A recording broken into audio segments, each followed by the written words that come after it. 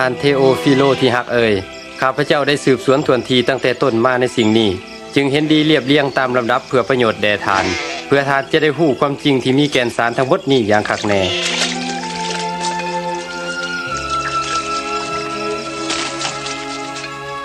ในราชการของเฮโรดกษัตริย์เมืองยูดาห์ในข่าวที่ไกซาร์โอคุโตได้เป็นจักรพรรดิของโรมันพระเจ้าได้ทรงเทวดาคาบริเอลมายังเมืองหนึ่งชื่อนาซาเรตมาหาหญิงพรหมจารีคนหนึ่งชื่อมาริยา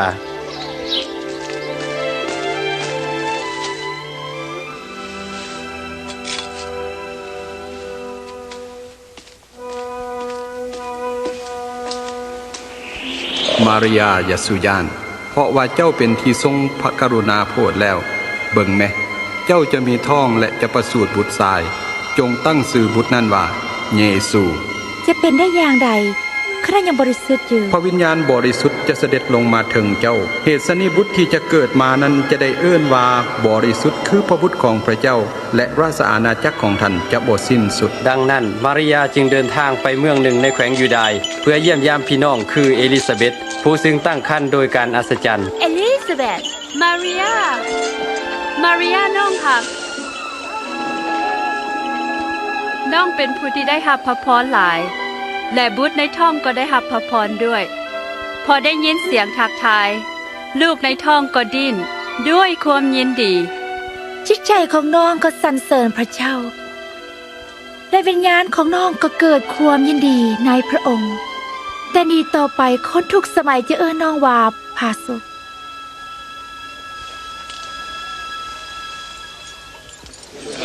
พี่น้องชาวนาซาเรตที่หักแพงทั้งหลาย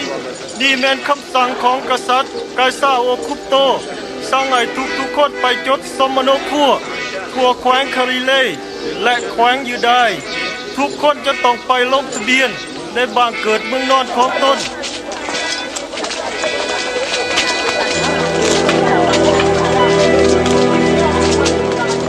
และมาริยาก็ได้ขึ้นไปยังเบธเลเฮมแขวงยูดาห์เพื่อจะขึ้นสมโนครัวกับ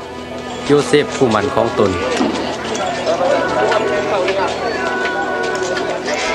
เมื่อเขายังอยู่ที่นั่นมาริยาก็ได้ประสูติบุตรแล้วเอาผ้าอ้อมพันไว้ในห้างหญ้าเพราะบ่มีบ่อนวางสำหรับเขาในเบธเลเฮม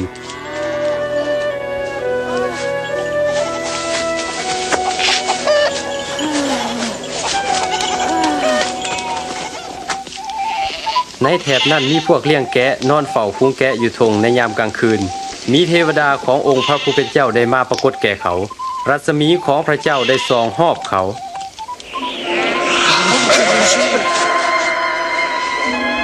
ในวันนี้พระผู้โพธิ์ไทยพ้นองค์หนึ่งคือพระคริสต์เจ้าได้มาบังเกิดในเมืองของดาวิด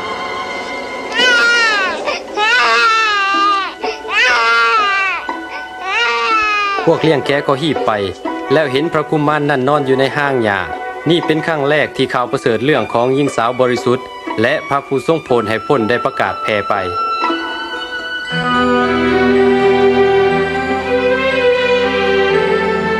อาทิตย์หนึ่งผ่านไปเมื่อถึงเวลาที่จะทำพิธีตัดเขาจึงตั้งชื่อพระองค์ว่าเยซูและโยเซฟกับมาริยาจึงพากุมารไปยังกรุงเยรูซาเล็มเพื่อถวายแด่องค์พระผู้เป็นเจ้าในพระวิหารมีชายคนหนึ่งเป็นคนศีลธรรมและยำเกรงพระเจ้าพระวิญญาณบริสุทธิ์ได้ทรงแสดงแก่เพิ่นว่าเพิ่นจะบ่ตายจนกว่าเห็นพระคริสต์ชายผู้นี้ชื่อซิเมโอนโอ้พระเจ้าพระองค์ให้ค่อยใส่ของพระองค์ไปเป็นสุขตามพระธรรมของพระองค์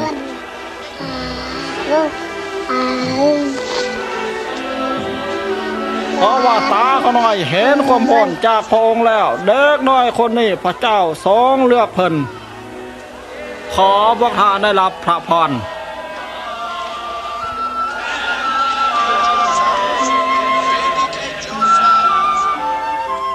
เมื่อพวกเขาได้เฮ็ดทุกสิ่งตามพระบัญญัติของโมเสสแล้วพวกเขาก็ได้จากกรุงเยรูซาเล็มขึ้นสู่นาซาเรตเมืองของตนเมื่อพระองค์มีพระชนมายุได้12พรรษาโยเซฟและมาริยาได้พาพระองค์ไปยังกรุงเยรูซาเล็มเพื่อฉลองพิธีปัสกาในขณะที่เขากลับเมื่อพระกุมารเยซูยังข้างอยู่กรุงเยรูซาเล็มฝ่ายบิดามารดาก็บ่ฮู้จักพวกเขาได้กลับไปซอกหาที่กรุงเยรูซาเล็ม3 วันจึงพบพระองค์นั่งอยู่ในบริเวณพระวิหารท่ามกลางพวกอาจารย์ เด็กน้อยคนนี้เป็นลูกของไผเหตุใดเขาจึงถามเสนี่ เรามาจากนาซาเรตพวกเขาคิดว่าเราได้ไปกับพวกเขาแล้ว โปรดยกโทษให้เราด้วยเถิด ทุกคนที่ได้ยินพระองค์ก็ประหลาดใจ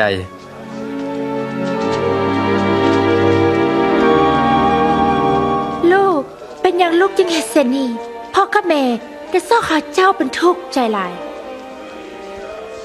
การทั้งสองซอกหาเฮาเฮ็ดหยังท่านโมฮู้หรือว่าเฮาต้องอยู่ในที่สถิตแห่งพระบิดาของเฮา แล้วพระองค์ก็ลงไปกับเขาที่เมืองนาซาเรตพระองค์ได้เจริญขึ้นในสติปัญญาในด้านทางกาย เป็นที่ชอบพระทัยพระเจ้า และต่อมนุษย์เหมือนกัน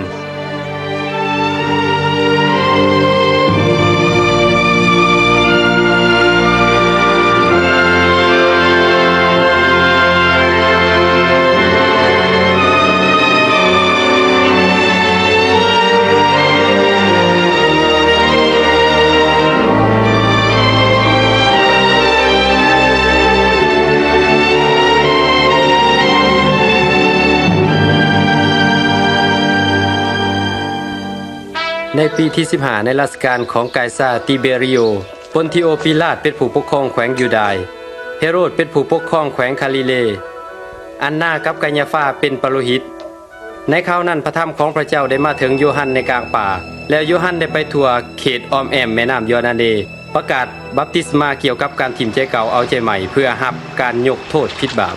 จงปาทิมความบาปของท่านและจงรับบัพติศมา แล้วพระเจ้าจะยกบาปกรรมให้แก่ท่านตามที่ได้เขียนไว้แล้วในพระธรรมเอสายาห์ผู้ประกาศพระธรรมว่าเสียงของผู้ที่ห้องในป่าว่าจงจัดแจงทางขององค์พระผู้เป็นเจ้าจงเฮ็ดหนทางของพระองค์ให้สื่อไปหอมทุกหอมจะได้ทมให้เต็มผู้และโพนทุกหน่วยจะเฮ็ดให้ต่ำลงทางคดจะต้องเฮ็ดให้ซื้อและทางที่มีต่อก็จะเฮ็ดให้เกี่ยงดีและมนุษย์ทั้งปวงจะเห็นการที่พระเจ้าทรงโปรดให้พ้นนั้น พวกเขาจะต้องเฮ็ด แม่ จังได๋ แล้วบอกเขาแด้จะต้องเฮ็ด พวกซากงูพิษเอ้ย ท่านต้องการให้พวกเขาเห็นแนวใด แม่นแล้วบอกพวกเขาแดไว้จะต้องเฮ็ดแนวใด ผู้ใดที่มีเสือ2 ตัวจงได้แบ่งปันให้แก่ผู้ที่บ่มีผู้ใดมีอาหารจงปันให้แก่ผู้อื่น ท่านอาจารย์ พวกขน้อยเป็นคนเก็บภาษี พวกขน้อยต้องเห็นแนวใด อย่าได้เก็บภาษีเกินอัตราเด้อ พวกเขาด้อยเด้จะต้องเฮ็ดได้แด อย่าข่มเหงหรือใส่ความไผเพื่อเอาเงินอย่าเข้าโทษผู้ใดโดยบ่มีความจริงแต่จงพอใจในค่าจ้างของตน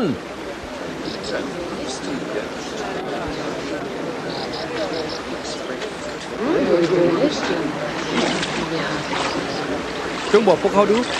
ว่าท่านเป็นพระคริสต์หรือ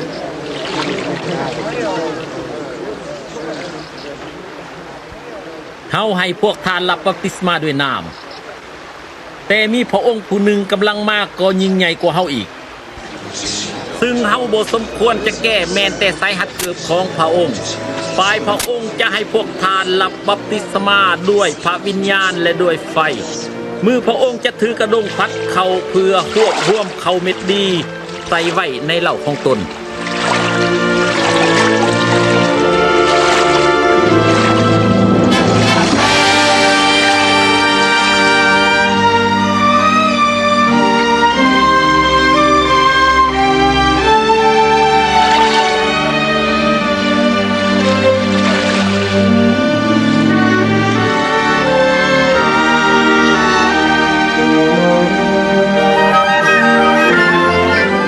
และพระวิญญาณบริสุทธิ์ทรงหูกเหมือนนกเขา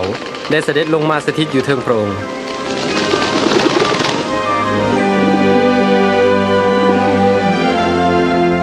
และมีพระสุรเสียงออกจากฟ้าสวรรค์ว่าท่านเอ๋ยท่านเป็นบุตรที่หักของเฮาชอบใจในท่านหลาย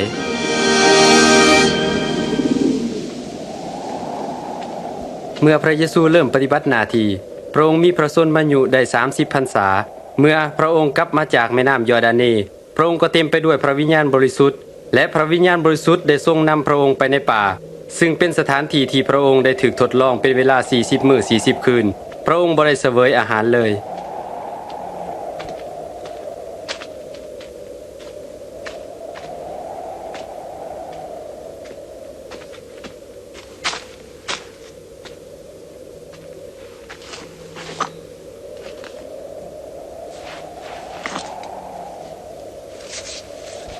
พญามารได้กล่าวต่อพระองค์ว่า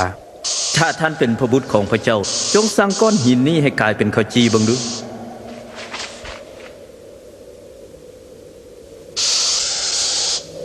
มีคำเขียนไว้ว่ามนุษย์จะบ่เลี้ยงชีวิตด้วยอาหารแต่สิ่งเดียวแต่ด้วยพระคำของพระเจ้า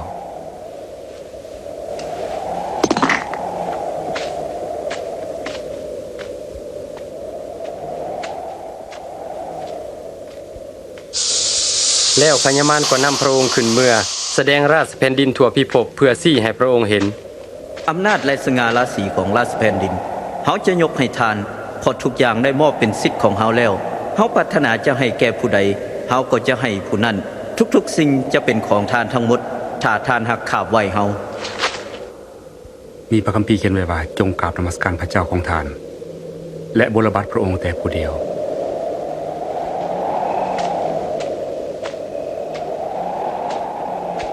แล้วพญามารก็นำพระองค์ไปยังกรุงเยรูซาเล็มให้พระองค์ประทับอยู่เทิงหลังคาพระวิหาร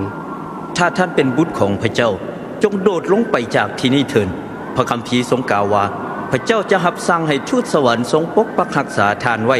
และมือของเทวดาเหล่านั้นจะหับทานไว้บ่ให้ตีนของทานกระทบหินพระคัมภีร์ทรงกล่าวว่าอย่าทดลองพระองค์ผู้เป็นพระเจ้าของท่าน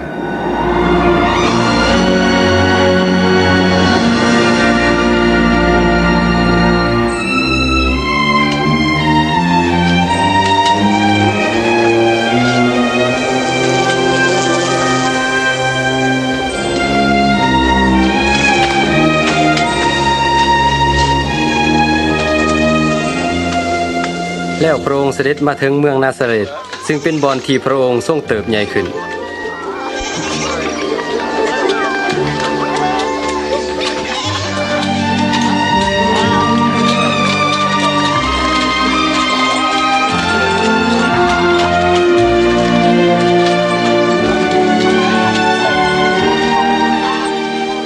สบายดีหลานสบายดี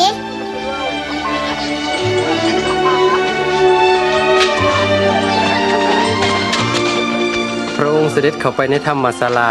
ในวันสะบาโตตามเคย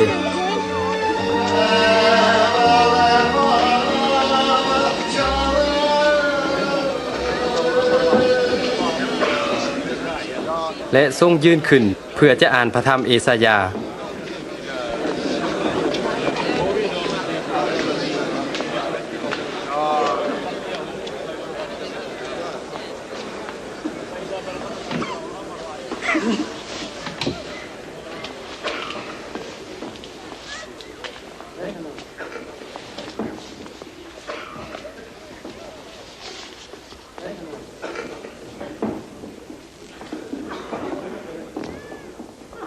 พระวิญญาณแห่งพระเจ้าทรงอยู่เหนือข้าพเจ้าเพราะทรงตั้งข้าพเจ้าไว้ให้ประกาศข่าวประเสริฐแก่คนยากจนพระองค์ได้ทรงใส่ข้าพเจ้าให้ประกาศอิสรภาพแก่บรรดาเสลยประกาศแก่คนตาบอดว่าจะได้เห็นหูอีกให้ปล่อยผู้ถือบีบบังคับเป็นอิสระและให้ประกาศถึงเวลาที่พระเจ้าจะทรงโปรดภัยพ้นของพระองค์เป็นอธิบายดีแท้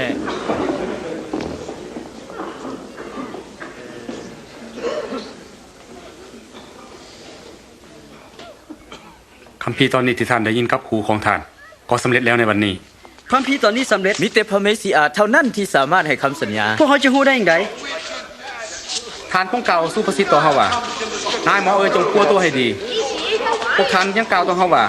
ที่ท่านได้กระทำในเมืองกาเปนาอุมนั้นจงเฮ็ดในเมืองของตนที่นี่เหมือนกันเขาบอกท่านตามความจริงว่าบ่มีผู้ประกาศพระธรรมคนใดได้รับความนับถือในบ้านเมืองของตนด้วยคำนี้พระเยซูได้แสดงตนเองให้เห็นว่าพระองค์ทรงเป็นพระเมสสิอาผู้ที่พระเจ้าได้เจิมไว้ให้มาโปรดภัยพ้นของพระองค์ซึ่งพวกยิวบ่ได้ยอมรับพระองค์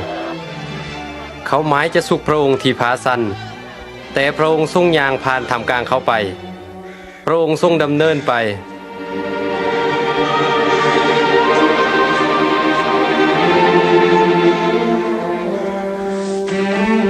และไปถึงเมืองกาเปนาอุมแขวงคาลิเล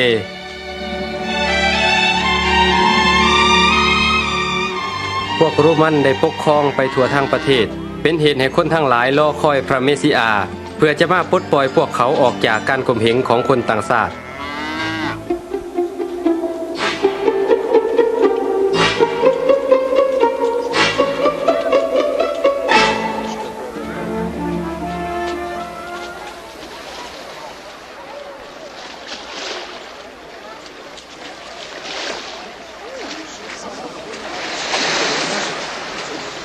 บายดีเปโตร เชิญพระองค์ ข้าขอขี้เหือจะได้บ่เปโตร เชิญเถอะ พระองค์จะบ่ดีไปใส่ดอกตีแม่นหรือบ่ สอนพวกเขาได้สอนพวกเขาได้ สอนพวกน้องก่อน พระเยซูสอนพวกเขาก่อน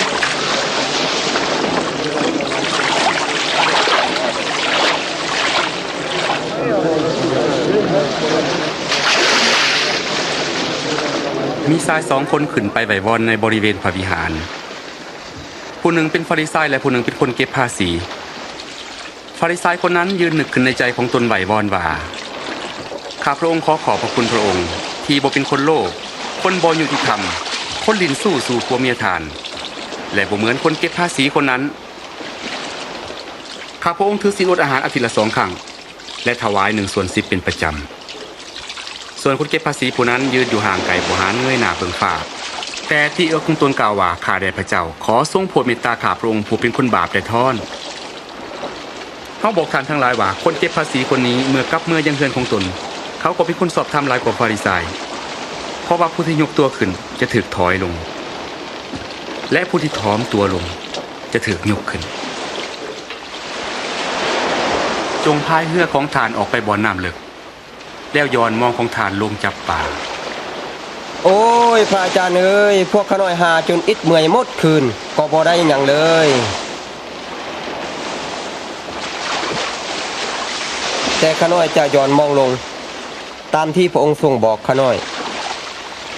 ยาโคโบโยฮัน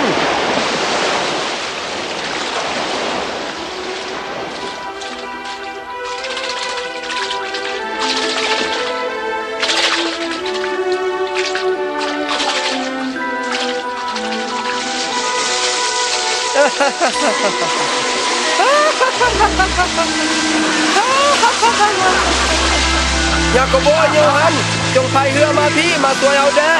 มาไวๆพวกเราไปไม่ได้พวกเรายังคามืออยู่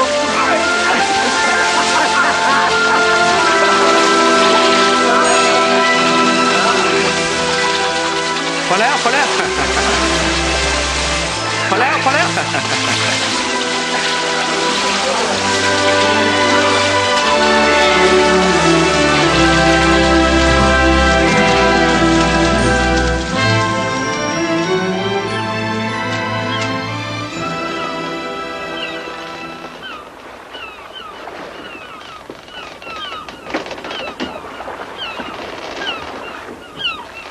เชิญพระองค์นี้จากข้าน้อย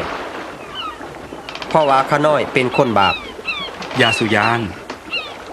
ตั้งแต่นี้ต่อไปทานจะเป็นผู้หาคน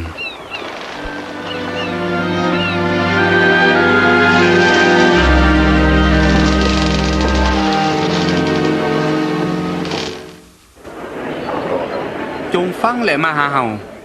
จงมาหาเฮาแล้วเจ้าจะมีชีวิตจงคืนมาหาพระเจ้าและห้องหาพระองค์เพราะพระองค์ทรงอยู่ใกล้ๆทรงให้คนอธรรมนี้จากทางดำเนินชีวิตและทรงเปลี่ยนแนวคิดของเขาและให้เขากลับคืนมาหาพระผู้เป็นเจ้าพระองค์ทรงมีความเมตตาและทรงพร้อมที่จะให้อภัยแล้วเจ้าจะไปเป็นสุขและเต็มไปด้วยความส้มสื่นยินดี พระองค์กำลังมาที่นี่แล้วบังแม่ พระเยซูพระเยซูขอให้พระองค์ทรงซอยลูกสาวคนหน่อยเดทอนขอทานทรงเมตตาพอนางก็ได้12 ปีเลยนางกำลังจะตายกรุณามาคนหน่อยท่อน ใจว่าข้าต้องเสียใจนำ พระเยซู ลูกสาวของท่านตายแล้วอย่ารบกวนเพิ่นเถาะ บ่ต้องย่านจงเสือเท่านั้นและนางจะหายดี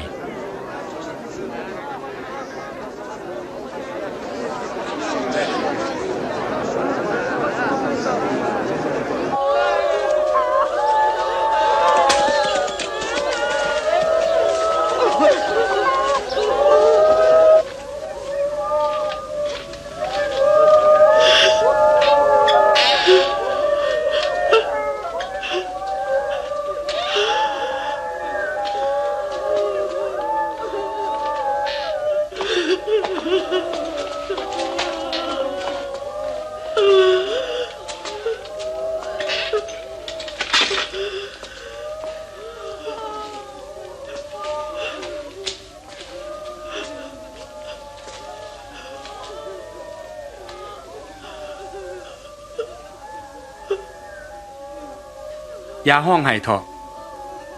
นางบ่ได้ตายดอกนางรับอยู่เท่านั้น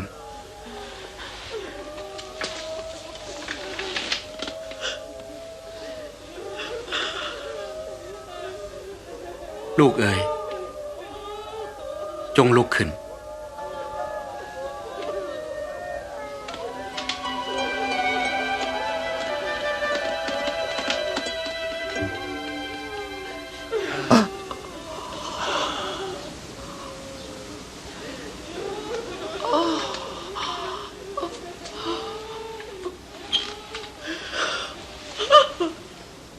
จงเอาอาหารมาให้เรากิน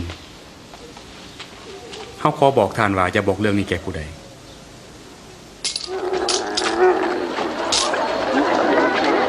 หลังจากเหตุการณ์เหล่านี้พระองค์ทรงเห็นคนเก็บภาษีผู้หนึ่งชื่อเลวีนั่งเก็บภาษีอยู่ด่านภาษีพระองค์จึงว่า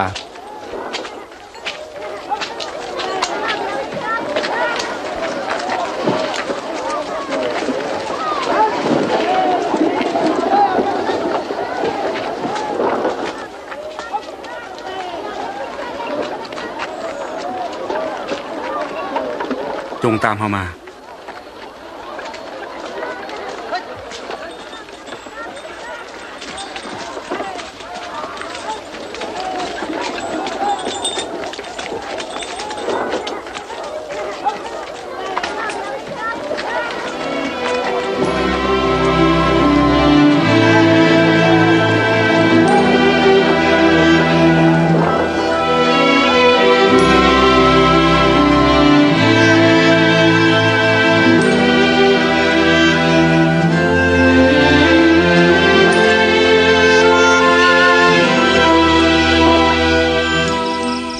และพระเยซูได้ขึ้นเมื่อถึงภูเขาเพื่อไหว้วอนพระองค์ได้ทรงอธิษฐานอยู่ตลอดคืน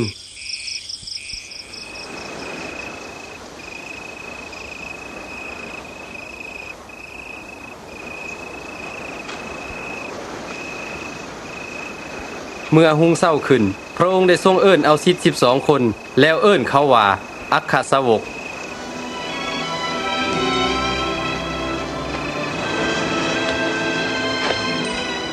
ซิโมนพระองค์ทรงตั้งชื่อใหม่ให้ว่าเปโตร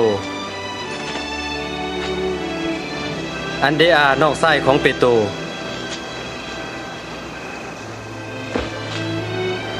ยาโกโบ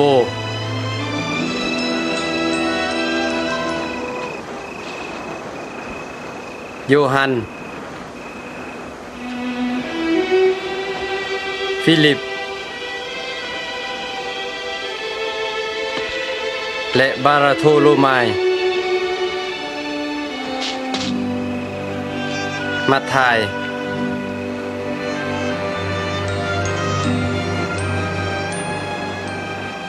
โทมา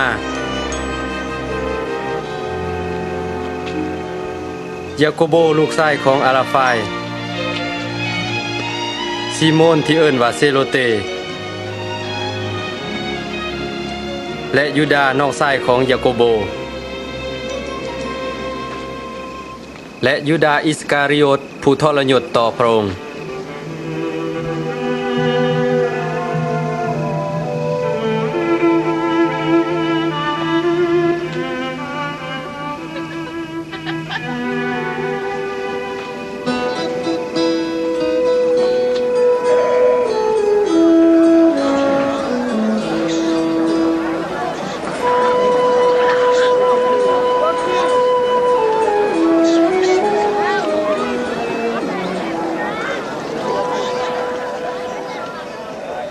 ผู้ที่ยากจนก็เป็นสุข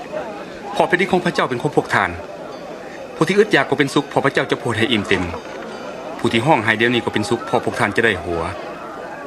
เมื่อคนทั้งหลายเกลียดชังพวกทานที่เตียนและกล่าวหาว่าทานสัวพอเห็นแก่บุญมนุษย์พวกทานก็เป็นสุขจงตื่นเต้นและสมสึกยินดีเมื่อสิ่งเหล่านี้เกิดขึ้นเพราะบำเหน็จของพวกทานมีบริบูรณ์ในสวรรค์เพราะบรรพบุรุษของเขาเฮ็ดอย่างนั้นแก่ผู้ประกาศพระธรรมเหมือนกัน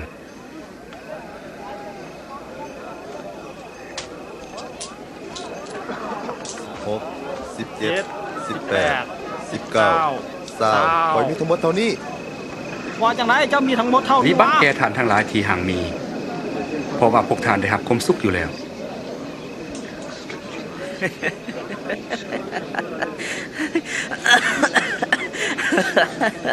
เราบ่อยากร่ำรวยเราคงเป็นบ้า วิบัติแก่ท่านทั้งหลายที่หัวเดียวนี้เพราะว่าพวกท่านจะถูกโศกเศร้าและห้องไห้เมื่อคนทั้งหลายย่องยอว่าพวกท่านดีวิบัติจะมีแก่พวกท่านเพราะเขาได้เหตุแก่ผู้ประกาศประธรรมขี้โลกเหมือนกันแต่เฮาบอกท่านทั้งหลายผู้ฟังอยู่นี่ว่าจงหักศัตรูของท่านจงเฮ็ดดีแก่ผู้ที่เกลียดชังท่านจงอวยพรผู้ที่ปล่อยด่าพวกท่านจงอ้อนวอนเพื่อผู้ที่กล่าวคำหยาบซ่าต่อพวกท่าน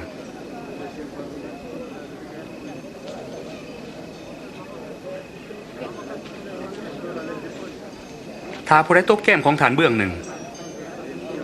จงปินอีกเบื้องหนึ่งให้เขา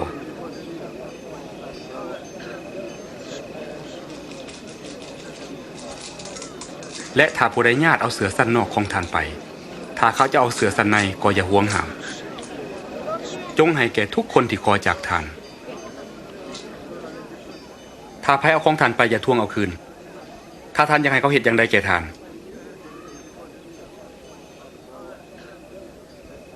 ก็เช่นเดียวกันท่านจงเฮ็ดอย่างนั้นแก่เขาเหมือนกัน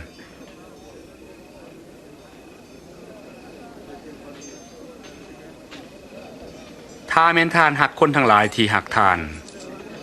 จะถือว่าเป็นคุณประโยชน์อันใดเพราะคนนอกศีลธรรมก็ยังหักคนที่หักเขาเหมือนกันถ้าท่านเฮ็ดดีกับคนที่เฮ็ดดีต่อท่านจะทรงถือว่าเป็นคุณประโยชน์อันใด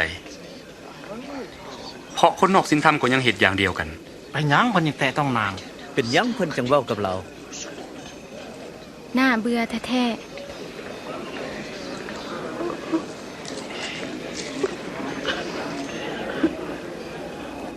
บ่จงหักศัตรูของท่าน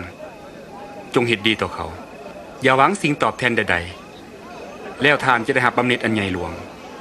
เพราะท่านทั้งหลายจะเป็นบุตรของพระเจ้าผู้สูงสุดเพราะพระองค์ยังทรงโปรดแก่คนเนรคุณและคนชั่วท่านจงมีความเมตตาเหมือนพระบิดาของท่านผู้มีพระทัยพระเมตตานั้น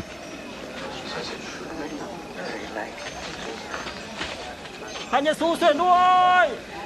อย่าตัดสินเขาเพื่อพระเจ้าจะบ่ตัดสินท่านอย่าทำโทษใส่เขาเพื่อพระเจ้าจะบ่ทำโทษท่านจงยกโทษให้เขาและพระเจ้าจะยกโทษให้ท่าน พระองค์เอ๋ยโปรดนำพวกเราไปในทางของพระองค์ด้วย จงให้เขาและพระเจ้าจะทรงให้ทานท่านให้แก่เขาอย่างใดพระเจ้าจะทรงให้แก่ทานอย่างนั้นคนตาบอดจูงคนตาบอดไปบ่ได้ตีถ้าเขาจูงเขาทั้งสองจะตกในกลุ่มเป็นยังทานเลี้ยวให้กินเหงื่ออยู่ในตาพี่น้องแต่ไม่ทั้งทอนที่อยู่ในตาของตนเองทานบูสึก พระอาจารย์เอ้ยโปรดทรงสิทธางให้กับพวกเขาได้ทอน พวกข้าน้อยต้องการพระองค์เดี๋ยวนี้ แม่ผู้ให้กำเนิดทานและเลี้ยงทานก็เป็นสุข คนที่ฟังพระธรรมของพระเจ้าและถือรักษาพระธรรมนั้นก็เป็นสุขหลายกว่า ไปยักหู้กับท่านผู้นี้ เจ้าคิดว่าเพิ่นเป็นพระเมสสิยา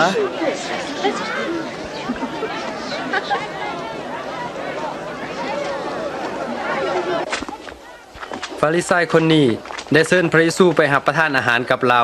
แล้วพระองค์ก็ได้ไปและนั่งรับประทานอาหารกับเรา ลูกพากันออกไปไปได้ยินบ่พ่อบอกไปเล็กน้อยพวกนี้ลางเทื่อเขาก็บอกยาก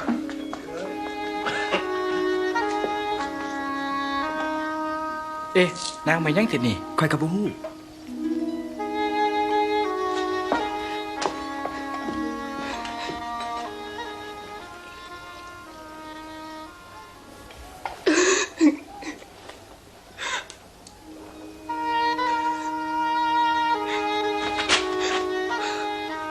นางกำลังเฮ็ดหยัง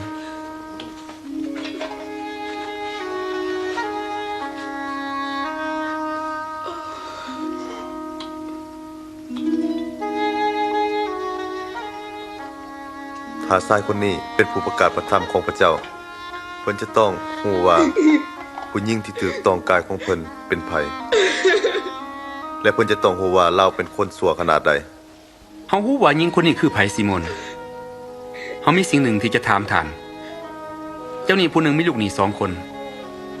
คนหนึ่งเป็นหนี้500,000 กีบผู้หนึ่งเป็นหนี้50,000 กีบ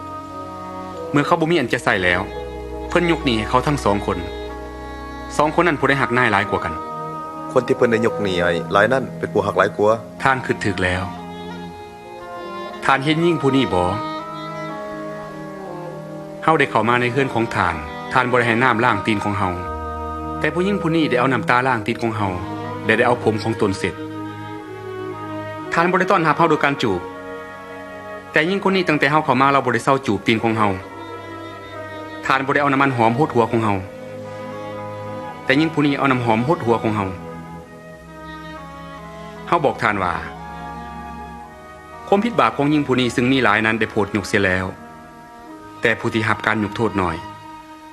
ก็หักน้อย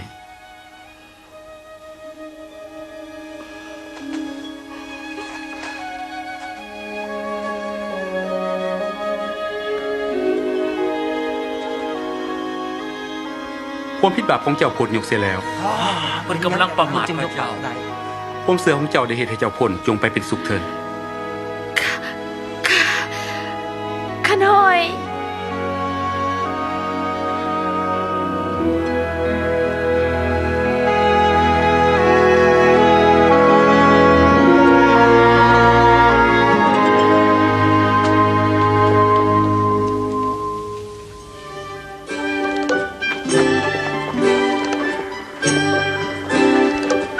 ต่อมาพระเยซูได้เสด็จไปตามบ้านเมืองประกาศข่าวประเสริฐเรื่องราชอาณาจักรของพระเจ้าสาวก12 คนก็ได้ไปกับพระองค์พร้อมกับหญิงบางคนที่พ้นจากผีหายคือมาริยาผู้มีชื่อว่ามักดาราโยฮันนาภรรยาของจูซาผู้รับใช้ในราชวังของเฮโรดและนางซูซันนา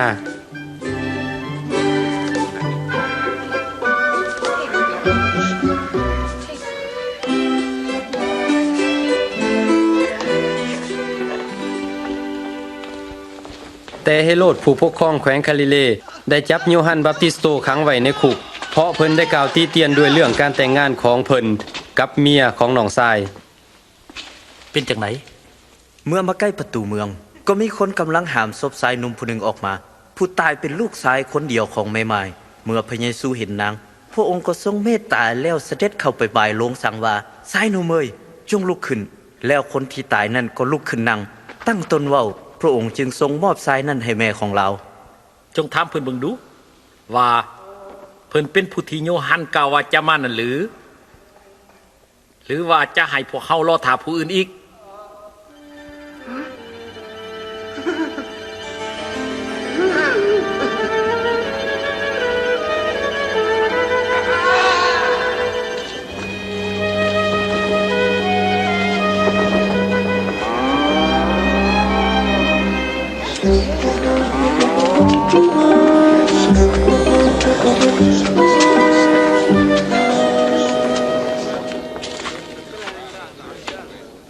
พระอาจา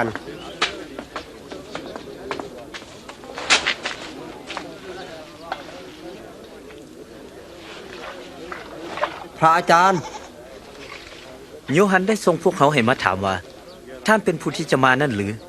รือต้องให้พวกเขารอถามผู้อื่นอีกจงกลับไปแจ้งแก่โยฮันตามที่ท่านได้เห็นและได้ยิน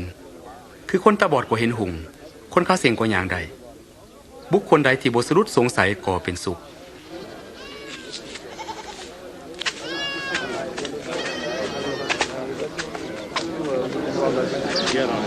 ยกไฟกินแน่เอาขึ้นมาถึงบ่าเห็นบ่บัดนี้เขาเห็นพระเยซูแล้วมีคนหนึ่งออกไปหว่านพืชของตนเมื่อกำลังหว่านอยู่นั้นล่างเม็ดก็ตกตามหนทางก็ถูกเหยียบย่ำและนกปลาก็มากินเสียล่างเม็ดก็ตกใส่บอนมีหินและเมื่องอกขึ้นแล้วก็เหี่ยวแห้งลงเพราะบอนบ่สุ่มบ่เย็นล่างเม็ดก็ตกใส่ก้างพุ่มน้ำก็ปุ่งขึ้นมานำและหุ่มหัดเสียและล่างเม็ดก็ตกใส่บอนดินดีจึงงอกขึ้นแล้วเกิดดอกออกผลได้ถึงห้อยต่อพระอาจารย์เป็นอย่างพระองค์จึงกล่าวเป็นคำอุปมาเมื่ออยู่กับฝูงชนข้อลึกลับแห่งอาณาจักรพระเจ้าโปรดให้ท่านทั้งหลายหู้ได้แต่สำหรับคนอื่นบอกเป็นคำอุปมาเพื่อเมื่อเบิ่งแล้วเขาจะบ่เห็น เมื่อฟังแล้วจะบ่เข้าใจ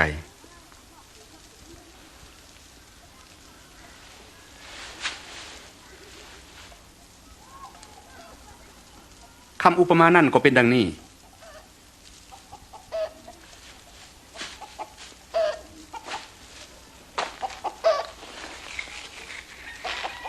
คือเม็ดพืชนั้นได้แก่พระธรรมของพระเจ้าเม็ดที่ตกตามทางได้แก่พวกคนที่ได้ยินแล้วพญามารได้มาญาติเอาพระธรรมไปจากใจของเขาเพื่อบ่ให้เขาเสื่อและพ้นได้เม็ดที่ตกบอนมีหินได้แก่ผู้ที่ได้ยินแล้วรับพระธรรมนั้นด้วยความยินดีแต่บ่มีหากเขาเสื่ออยู่แต่ชั่วคราวเมื่อมีการทดลองเกิดขึ้นเขาก็เลิกเสียเม็ดที่ตกกลางภูมิน้ำนั้นได้แก่พวกคนที่ได้ยินและออกไปตามทางเกิดความกังวลกับทรัพย์สมบัติทั้งความสนุกของชีวิตเขาเกิดผลบ่ได้ส่วนเม็ดที่ตกใส่ดินดีนั้นได้แก่ผู้ที่ได้ยินพระธรรมด้วยใจเหลื่อมใสศรัทธาแล้วก็จดจำไว้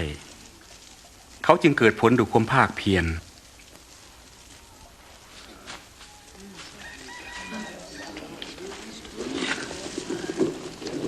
บ่มีผู้ใดมือไต่โคมแล้วจะเอาบุงมากวบหรือวางไว้ใต้เตียงแต่ตั้งไว้ถึงเครื่องห้องตีนโคมเพื่อคนทั้งหลายที่เขามาจะได้เห็นแสงสว่างด้วยว่าบ่มีสิ่งใดที่เสื่องไว้ซึ่งจะบ่ปรากฏแจ้งและบ่มีสิ่งใดที่ปกบังไว้ซึ่งจะบ่ฮู้และจะบ่เปิดเผยจงระวังให้ดีว่าจะฟังอย่างใดด้วยว่าผู้ที่มีอยู่แล้วจะทรงเพิ่มให้อีกแต่ผู้บ่มีถึงว่าสิ่งที่ต้นคิดว่ามีอยู่นั้นก็จะยกเอาไปจากผู้นั้นเสียอาจารย์มารดาและพวกน้องของท่านอยู่ข้างนอกอยากมาหาท่านมารดาและน้องของเฮาก็คือคนที่ได้ยินพระคำของพระเจ้าและปฏิบัติตาม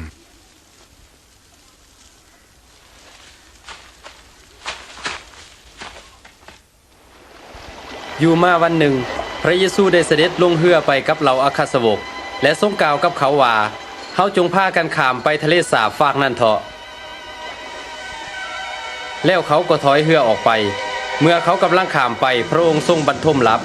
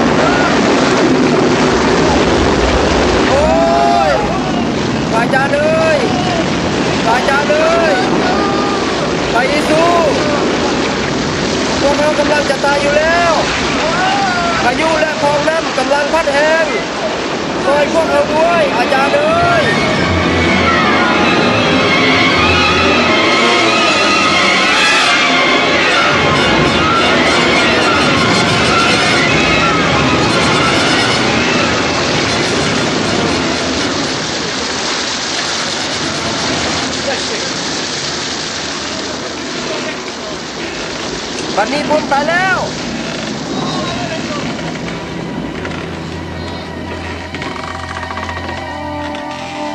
ความเสือของพวกท่านอยู่ไส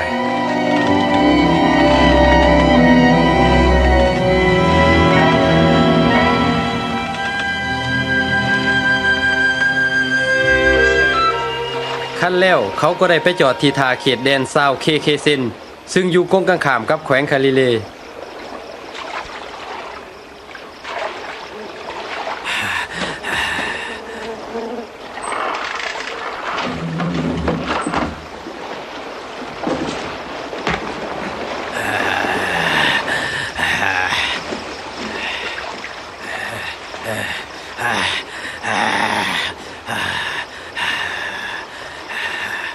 พระเยซูบุตรของพระเจ้าผู้สูงสุดเอ่ยท่านมันยุ่งเกี่ยวกับเฮาเห็นอย่างขอจะได้ทรมานเฮาทอนมึงซื่อว่าหยัง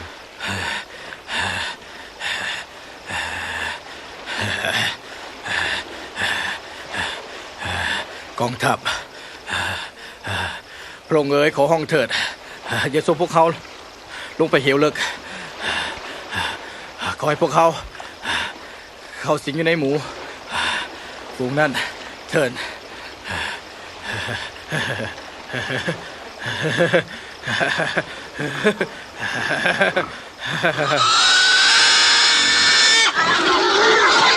โอ้ยกลับมาแม่หยุด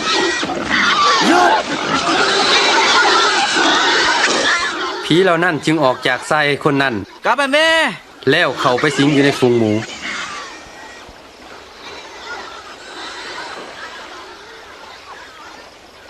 ไปจากที่นี่ซะเจ้าปูนักดินโกนเจ้าหนีไปซะจงจากบ่นี้ไปซะหนีไปซะหนีจะบ่ไปสะท้อนข้าน้อยจะตามพระองค์ไปทุกหนทุกแห่งขอให้ข้าน้อยไปนำแด กลับเมื่อบ้านเล่าเรื่องที่พระเจ้ากระทำกับเจ้า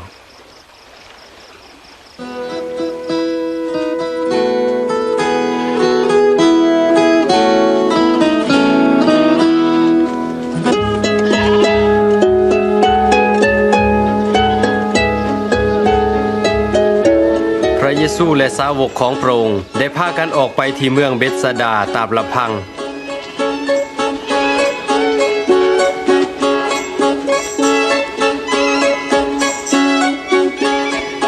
แต่เมื่อประชาชนหู้จักเขาก็ตามไปหาพระองค์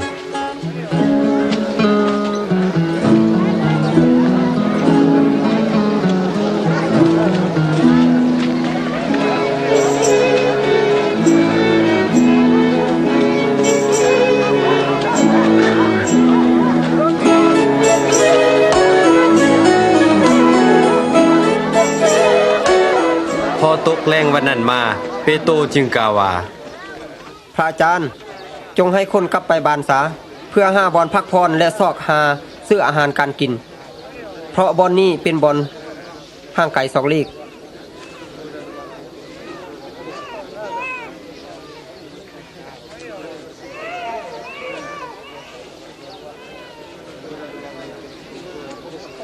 พวกท่านจงพากันเลี้ยงเขาซะ พวกข้าน้อยมีแต่ข้าวกีหาก้อนกับป่า2 โต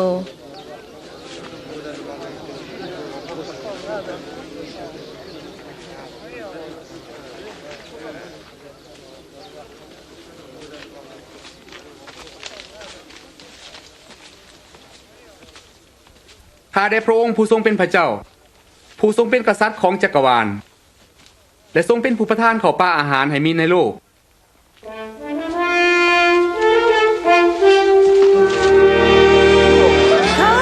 เป็นการอัศจรรย์ น่าเหลือเสือ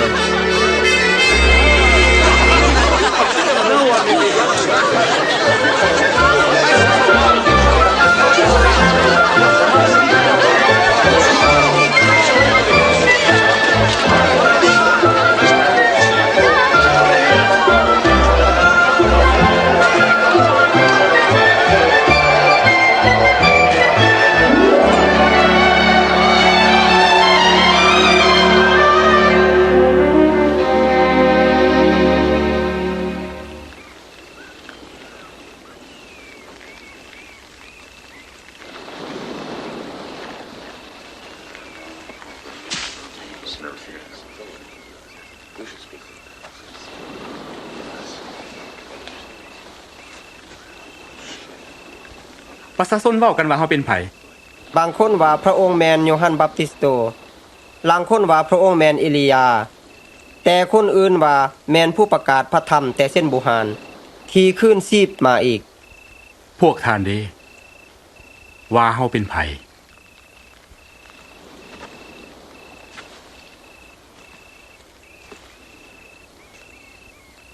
ท่านคือพระคริสต์มาแต่พระเจ้า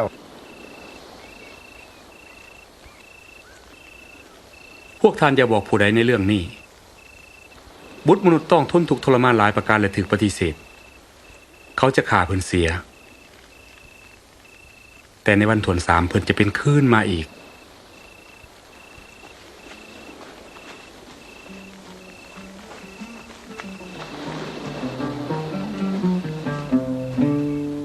How clearly the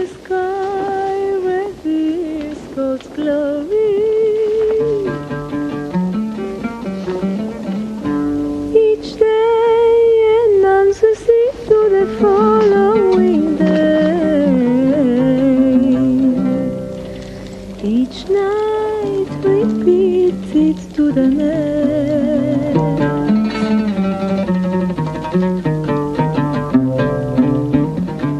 มีภัยในพวกท่านจะตามเฮามา พระอาจารย์ข้าน้อยจะตามพระองค์ไป แต่ก่อนอื่นขอให้ข้าน้อยไปสั่งลาครอบครัวของข้าน้อยก่อน ผู้ใดเอามือจับงอนไทยแล้วเลี้ยวคือหลังผู้นั้นบ่สมควรกับอาณาจักรของพระเจ้า ผู้ใดอยากตามเฮามาให้ผู้นั้นตัดสิทธิ์ของตนเสีย แล้วรับแบกไม้กางเขนของตนทุกวันแล้วตามเฮามา ผู้ใดอยากซอยชีวิตของตนผู้นั้นจะเสียชีวิต ผู้จะสละชีวิตของตนเพราะเห็นแก่เฮาผู้นั้นจะรอดพ้น ถ้าผู้ใดจะได้สิ่งของหมดทั้งโลกแต่ให้วิญญาณชิบหายไปจะได้ประโยชน์อันใด ผู้ที่มีความละอายเพราะเฮาและเพราะถอยคำของเฮาก็จะมีความละอายเพราะผู้นั้นเมื่อเฮาเสด็จมาด้วยสง่าราศีของพระบิดาและของพวกเทวดาบริสุทธิ์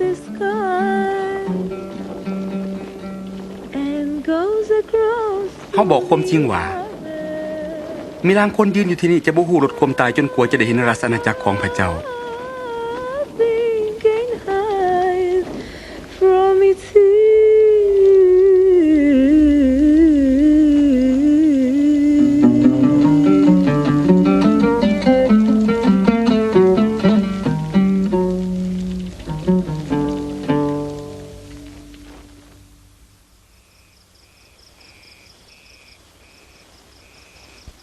จากนั้นพระองค์ก็ได้พาเปโตรโยฮันและยาโคโบขึ้นไปเทิงภูเพื่อไหว้วอนอธิษฐาน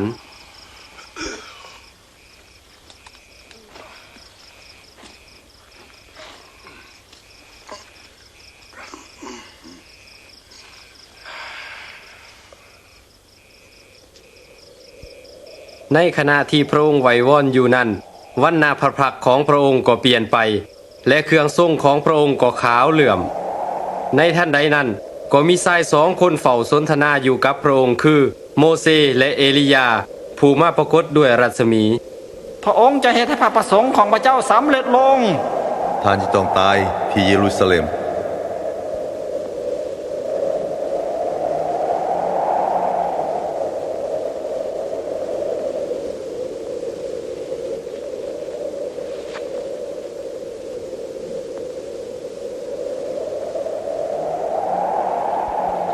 เมื่อ2 คนนั่นกำลังลาจากพระองค์ไปเปโตรได้ทูลพระเยซูว่าอาจารย์เอ๋ยซึ่งพวกข้าน้อยอยู่ที่นี่ก็ดีอยู่แล้วพวกข้าน้อยจะพากันสร้างสำนักพาเต็น3 หลังหนึ่งสำหรับพระองค์เมื่อเปโตรยังกล่าวคำเหล่านี้อยู่มีเมฆมาปกคลุมเขาไว้เมื่ออยู่ในเมฆนั้นเขาก็ย่านและมีพระสุรเสียงออกมาจากเมฆว่าท่านผู้นี้และเป็นบุตรของเฮาที่เฮาเลือกไว้จงเชื่อฟังท่าน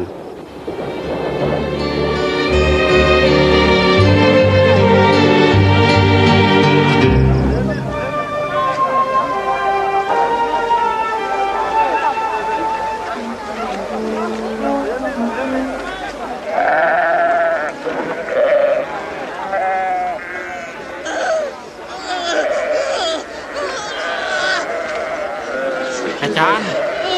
เอ้ยขอโพดช่วยลูกชายเขาหน่อยเด้อท่อนโพดเด้ช่วยเพิ่นเด้พอเขาน้อยมีลูกชายคนเดียวเท่านี้เขาน้อยขอให้พวกสาวกของพระองค์ขับไล่ผีออก แต่เขาเฮ็ดบ่ได้ โอ้คนสมัยที่ขาดความเสื่อและสัวหายเอ้ยเฮาจะต้องอยู่กับเจ้าทั้งหลายและอดทนกับเจ้าเฮิงปานใดจงพาลูกของท่านมานี่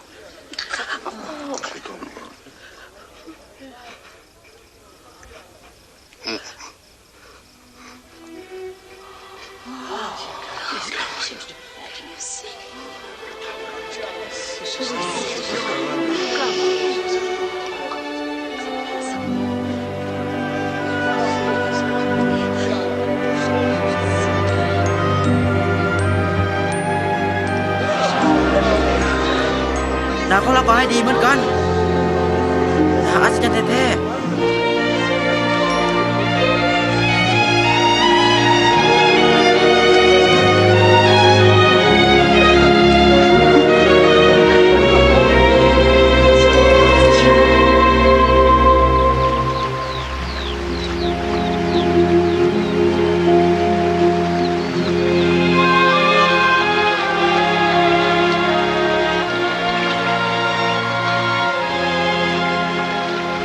สอนพวกน้อยให้อ้อนวอนแด่เหมือนอย่างโยฮันได้สอนลูกศิษย์ของเพิ่น เมื่อพวกท่านอธิษฐานจงกล่าวดังนี้ว่าข้าแต่พระบิดาขอให้พระนามของพระองค์เป็นที่เคารพบูชาขอให้อาณาจักรของพระองค์มาตั้งอยู่ขอโปรดอาหารประจำวันให้ข้าพระองค์ทุกๆวันโปรดยกบาปของข้าพระองค์เหมือนข้าพระองค์ยกบาปทุกคนที่เหตุผิดต่อข้าพระองค์นั้นขออย่าพาข้าพระองค์เข้าไปในการทดลองแต่ขอทรงโปรดให้พ้นจากการสั่วห้าย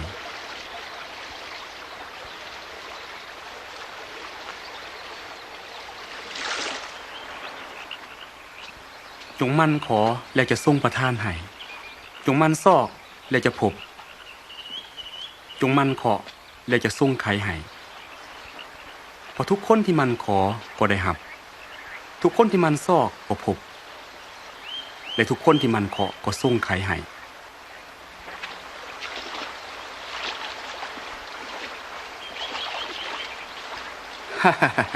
ในพวกท่านที่เป็นพ่อทะลุขอปลาจะบ่เอางูให้ตี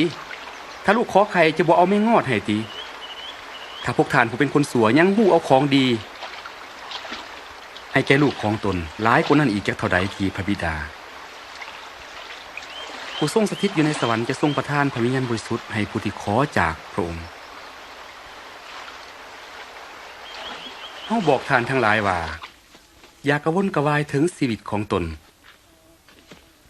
ว่าจะกินหยังหรือจะนุ่งห่มหยังเพราะชีวิตก็ลื่นอาหารและห่างกายก็ลื่นเครื่องนุ่งห่มจงพิจารณาเบิ่งฝูงกามันบริวารบริเกี่ยวบ่มีเหล้าและบ่มีบ่อนเก็บท่อนไว้แต่พระเจ้ายังทรงเลี้ยงมันพวกท่านก็ประเสริฐกว่านกหลายปานใด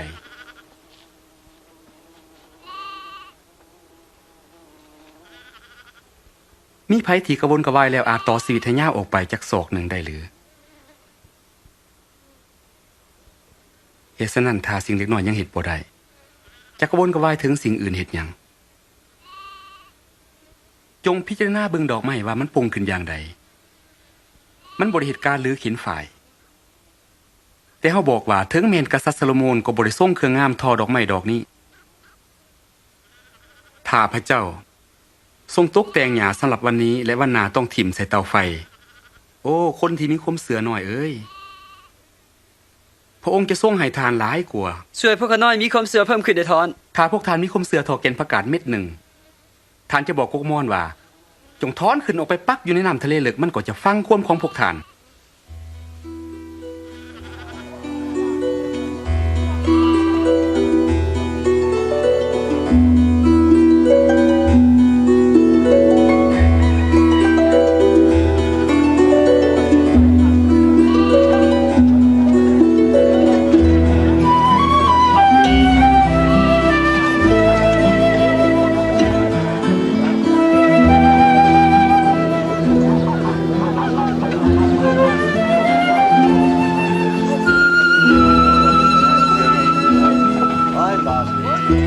จำเป็นต้องมีเหตุให้เกิดการหลงผิด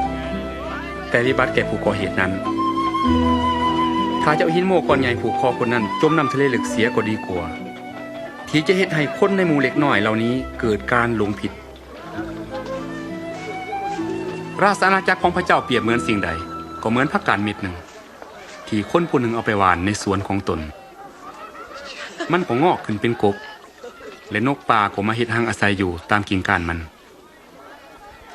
ข่อยบ่ฮู้ว่าเพิ่นกำลังเว้าถึงเรื่องหยังเป็นด้วยเหตุใดเจ้าจึงกินและดื่มกับพวกเก็บภาษีและพวกนอกศีลธรรมคนปกติบ่ต้องการหมอยาแต่คนเจ็บต้องการหมอเฮาบ่ได้มาเอิ้นเอาคนศีลธรรมแต่มาเอิ้นเอาคนนอกศีลธรรมให้ทิ่มใจเขาเอาใจใหม่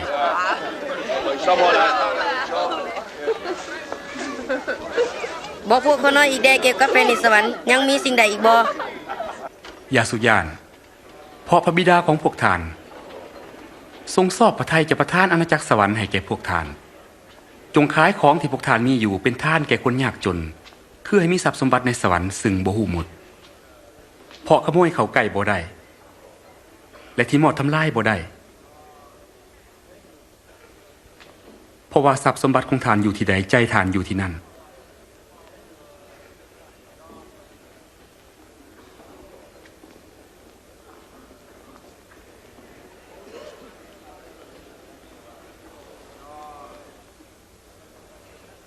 นางเอ๋ยนางได้พ้นจากพญาติแล้ว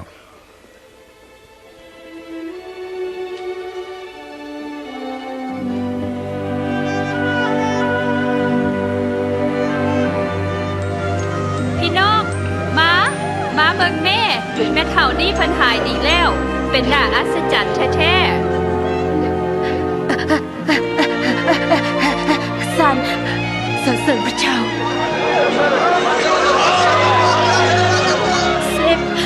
18 ปีขอพระเจ้าอวยพรท่านอาจารย์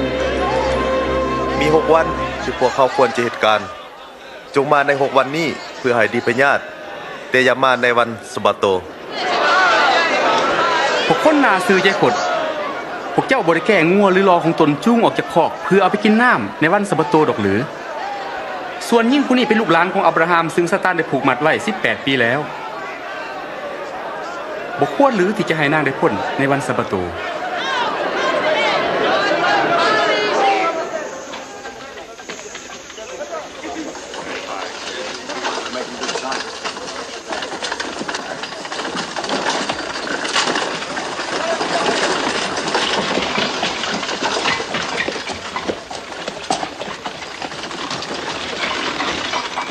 พระอาจารย์ผู้ประเสริฐ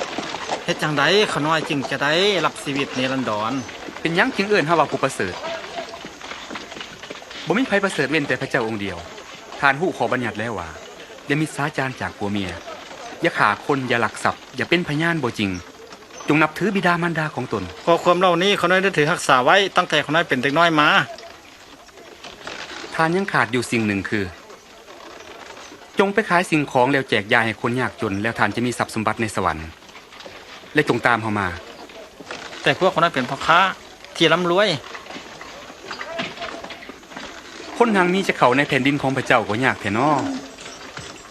เพราะว่าตัวอูฐลอดหูเข็มก็ยังง่ายกว่าคนทางนี้จะเข้าในแผ่นดินของพระเจ้าถ้าดังนั้นไผจะรอดพ้นได้สิ่งที่มนุษย์เฮ็ดบ่ได้นั้นแต่ฝ่ายพระเจ้าทรงเฮ็ดได้พระราชอาณาจักรของพระเจ้าจะมาถึงเมื่อใดอาณาจักรของพระเจ้าบ่มาปรากฏอย่างสังเกตได้เขาจะบ่เว้าว่าเบิ่งแม่อยู่ที่นี่หรืออยู่ที่นั่นเพราะอาณาจักรของพระเจ้าอยู่ท่ามกลางท่านทั้งหลายคงจะมีเวลาหนึ่งที่ท่านทั้งหลายจะปรารถนาเห็นวันของบุตรมนุษย์แต่บ่เห็นด้วยว่าเหมือนฟ้าแมบเมื่อแมบออกจากฟ้าเบื้องหนึ่งก็ซองไปถึงอีกเบื้องหนึ่งบุตรมนุษย์ก็จะเป็นเหมือนอย่างนั้นแหละในวันของตนแต่ก่อนนั้นจำเป็นที่พระองค์จะต้องทนทุกข์ทรมานหลายประการ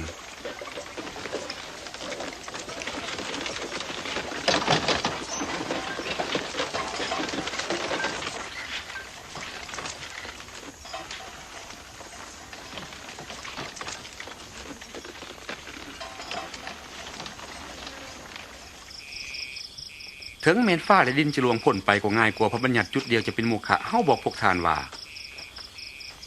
ผู้ประกาศพระธรรมและกษัตริย์หลายองค์ปรารถนาอยากเห็นวันพวกท่านเห็นอยู่แต่เขาบ่เห็นเขาอยากได้ยินแต่ก็บ่ได้ยินพวกเขาจะต้องเฮ็ดอย่างใดในพระบัญญัติมีคำเขียนไว้อย่างใดท่านอ่านและเข้าใจอย่างใดจงรักองค์พระผู้เป็นเจ้าของเจ้าด้วยสุดใจด้วยสุดจิตด้วยสุดกำลังและด้วยสุดความคิดของเจ้าและจงรักเพื่อนบ้านเหมือนรักตนเองท่านตอบถูกแล้วจงเฮ็ดอย่างนั้นแล้วจะได้ชีวิตเพื่อนไห้เป็นเพื่อนบ้านของข้าน้อยคงบ่แม่นทหารพวกนั้นกายซาเดกก็คือกันบ่มีชายคนหนึ่งลงจากกรุงเยรูซาเล็มจะไปเมืองเยริโกเขาตกในมือพวกปุ่นได้แก้เอาเครื่องนุ่งห่มและทุบตีเขาปะเข้าไปเกือบตายบังเอิญมีปโลหิตตนหนึ่งได้ลงไปทางนั้น เมื่อเห็นคนนั้นแล้วก็เว้นไปฝากอื่นเสีย มีคนหนึ่งในพวกเลวีก็เหตุเหมือนกัน เมื่อมาถึงคนนั้นก็เว้นไปฝากอื่น แต่ชายซามาเรียคนหนึ่งได้เดินทางมา เมื่อมาถึงคนนั้นแล้วก็มีใจเมตตา แล้วเขาไปเอาผ้าพันบาทและเอาน้ำมันกับเหล้าแว่งถอกใส่บาตรและโจมขึ้นขี่สัตว์ของตนพาไปถึงโรงแรมบ่อนหนึ่งแล้วใจใส่บรบัตรเราเมื่อถึงวันหนามาได้ออกเงิน2 เหรียญให้เจ้าของโรงแรมโดยบอกว่าจงเอาใจใส่บรบัตรคนนี้เด้อถ้าทานจ่ายเกินนี่ไปเมื่อเฮากลับมาเฮาจะใส่ให้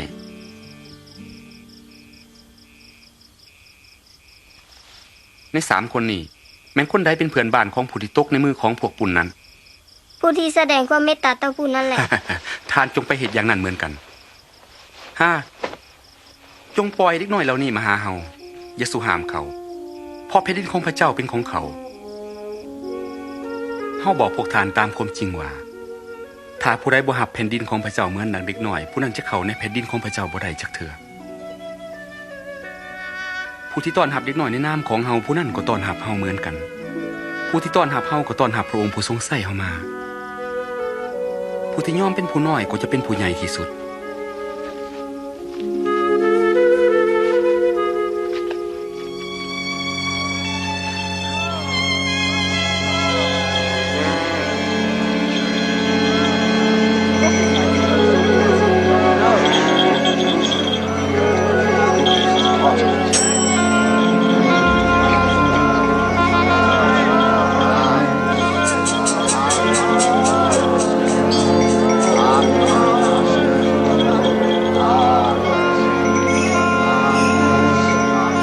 เฮ้ยมีเรื่องหยังมีหยังเกิดขึ้น พระเยซูไทยนาซาเรตกำลังผ่านไกลไป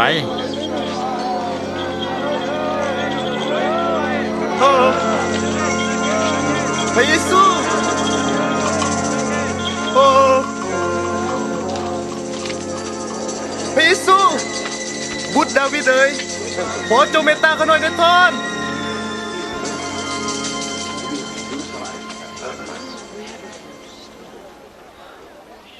เจ้าอยากให้เฮาเฮ็ดหยังให้แก่เจ้า ข้าน้อยต้องการอยากเห็นลุงอีก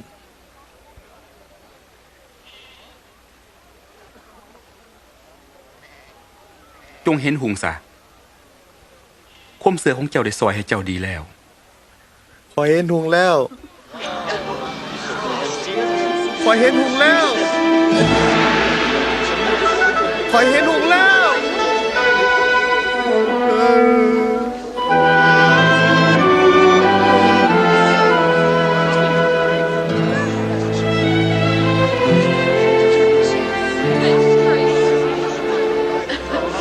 ในขณะที่พระเยซูเดินทางไปยังกรุงเยรูซาเล็มฝูงชนหมู่ใหญ่จากทุกที่ทุกบอนก็ได้มาพบพระองค์พวกเขาได้ขอห้องให้พระองค์สำแดงแก่เขาถึงทางแห่งความหลอดพ้นและสอนเขาถึงเรื่องราชอาณาจักรของพระเจ้า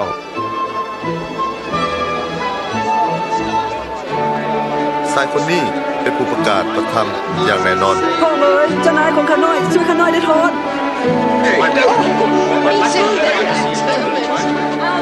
โอ้พระองค์เอ๋ยโปรดซอยพวกข้าน้อยเดทอนสรรเสริญพระเจ้า พระองค์เอ้ยบอกทางที่ความจริงให้พวกเราได้ทราบได้ท่อน คนทั้งหลายกำลังเริ่มยอมรับพระองค์เป็นพระเจ้าและเป็นเจ้านายของเขาที่เมืองเยริโกได้มีนายด่านภาษีคนหนึ่งซื้อสักขายเพิ่นต้องการอยากเห็นพระเยซูหลายจึงปีนขึ้นไปเทิงต้นไม้เพราะฝูงชนหนาแน่น คนนั้นเป็นในด้านภาษี จงลงมาสักคายเอ้ยเพราะวันนี้เขาจะต้องพักอยู่ในเฮือนของทาน เพื่อนของข้าน้อย เป็นอย่างทานผู้นี้จึงไปพักอยู่ในเฮือนของเรา เอ๊ะสักขายรู้จักกับพระเยซูได้แนวใด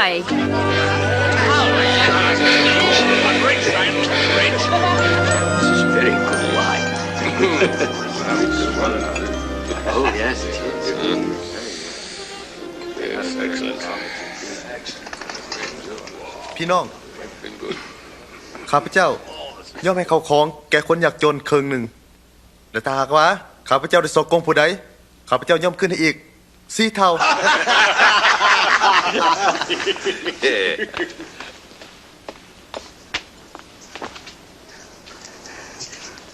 Oh!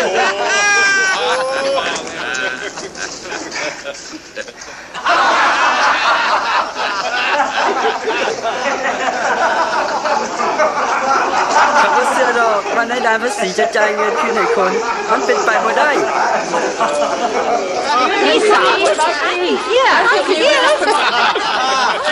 วันนี้คงพ้นได้มาถึงเรือนหลังนี้เพราะคนผู้นี้ก็เป็นลูกหลานของอับราฮัมเหมือนกันด้วยว่าเฮาได้มาเพื่อโปรดซอยผู้หลงเสียให้รอดพ้น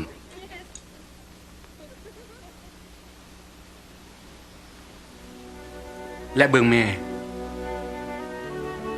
พวกเฮากำลังขึ้นเมืองกรุงเยรูซาเล็มและสิ่งสารพัดซึ่งผู้ประกาศพระธรรมเขียนไว้ถึงบุตรมนุษย์จะสำเร็จเขาจะมอบบุตรมนุษย์ไว้กับคนต่างชาติเขาจะเยาะเย้ยเพิ่นจะกล่าวคำหยาบซ่าและทมน้ำลายใส่เพิ่นเขาจะเคียนตี้และฆ่าเพิ่นเสีย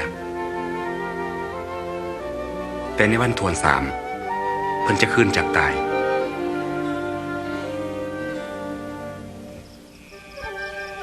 ถึงแม้นว่าพระองค์ทรงหู้ว่าจะถือฆ่าเพื่อไถ่บาปให้กับมนุษย์ทั้งหลายพระองค์ก็ยังทรงขึ้นเมื่อยังกรุงเยรูซาเล็มคนทั้งหลายต่างก็สมสื่นยินดีในการเสด็จมาของพระองค์และประกาศยกพระองค์เป็นกษัตริย์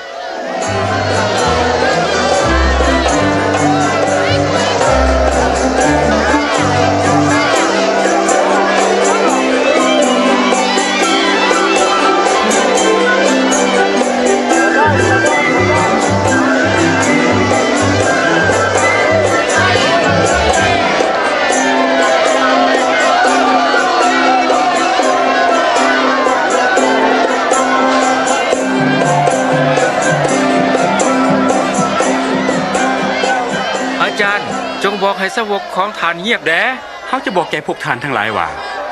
ถ้าคนเหล่านี้มีเสียก่อนหินทั้งหลายก็จะห้องขึ้นขอพระองค์จงทรงพระเจริญ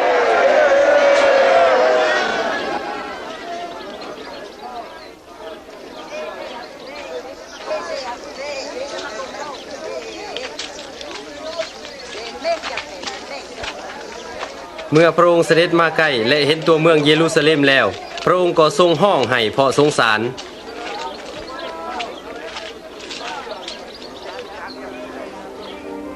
โอ้เยรูซาเล็ม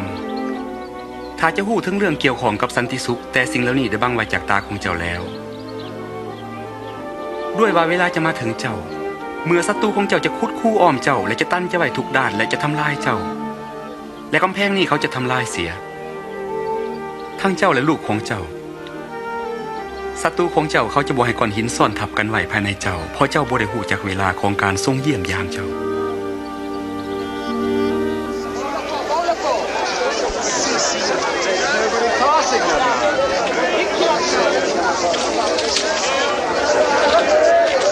พระวิหารในกรุงเยรูซาเล็มได้กลายมาเป็นศูนย์การค้าขายหลายกว่าเป็นบ่อนนมัสการ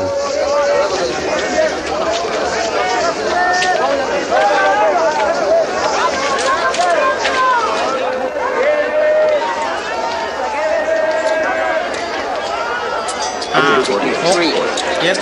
8 9 10 11 2 3 4 5 6 7 8 9 30 11 12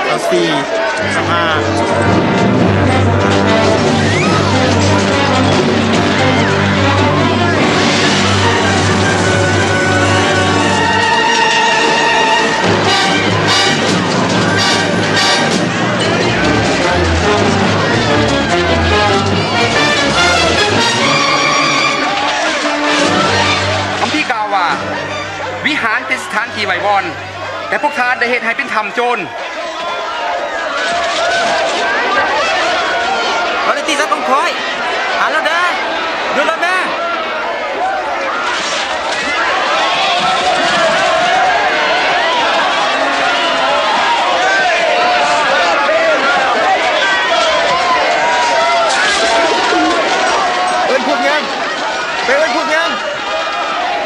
พวกปลุหิตและพวกนักธรรม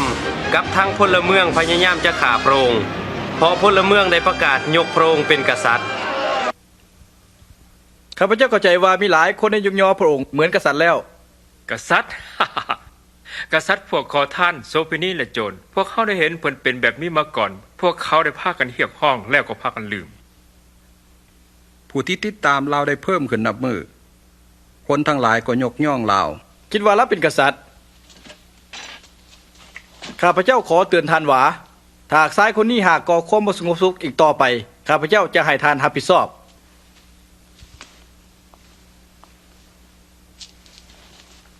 เราเว้าถึงแล้วล่ะพวกเขาจะต้องเผชิญหน้ากับเขา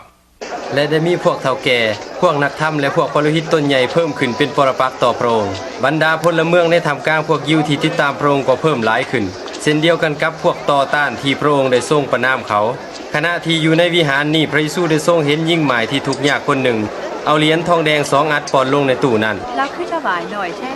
จะถวายหลายกว่านั้นบ่ได้บ่ เขาบอกท่านตามความจริงว่าแม่ไม้ผู้นี้ถวายหลายกว่าคนทั้งปวงเพราะคนเหล่านั้นได้เอาเงินจากการเหลือใช้ของเขามาถวายแต่หญิงคนนี้ได้เอาเงินจากการเลี้ยงชีวิตของตนจากความคัดสนที่สุดมาถวายจนหมดเกลี้ยงจงบอกเขาเบิ่งดูเจ้ามีสิทธิ์อันใดจึงเหตุการณ์เหล่านี้ไผให้สิทธิ์นี้แก่เจ้า เขาจะถามฐานเหมือนกันบัพติศมาของโยฮันนั้นมาจากพระเจ้าหรือมาจากมนุษย์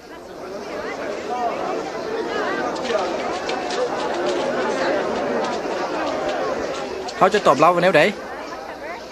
ถ้าพวกเขาว่ามาจากสวรรค์มันคงว่าเป็นด้วยเหตุใดจึงบ่เชื่อโยฮัน ถ้าพวกเขาบอกว่ามาจากมนุษย์คนทั้งปวงก็จะควงก้อนหินใส่เพราะเขาเชื่อกันว่าโยฮันผู้ประกาศพระธรรม พวกเขาบ่ฮู้ว่ามันมาจากไส เขาก็จะบอกท่านเหมือนกันว่าเขาเหตุการณ์นี้โดยสิทธิอำนาจอันใด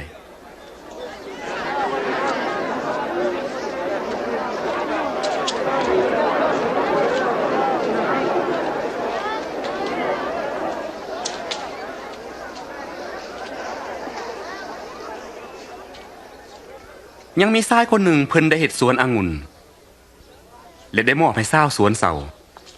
และออกไปต่างประเทศดนนานเมื่อถึงเวลาที่กำหนดแล้วเพิ่นจึงให้คอยใส่คนหนึ่งไปเพื่อจะเอาผลส่วนหนึ่งจากพวกชาวสวนได้เขียนตีคอยใส่คนนั้นหลายๆกลับไปมือเปล่าจึงใส่อีกคนหนึ่งแต่พวกชาวสวนได้เขียนตีคอยใส่ผู้นั้นให้มันถืออับอายแล้วไล่มันกลับไปมือเปล่าแล้วเจ้าของสวนได้ใส่คนที่3ไปเขาก็ทุบตีจนบาดเจ็บและโยนถิ่มนอกสวนฝ่ายเจ้าของสวนจึงว่าเฮาจะเฮ็ดแนวใดหนอเฮาจะใส่ลูกที่หักของเฮาไป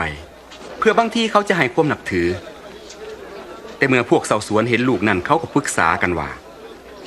ผู้นี้แหละเป็นเจ้าของมรดกจงฆ่ามันเสียเพื่อมรดกจะตกเป็นของพวกเฮาจงบอกพวกเฮาอีกแด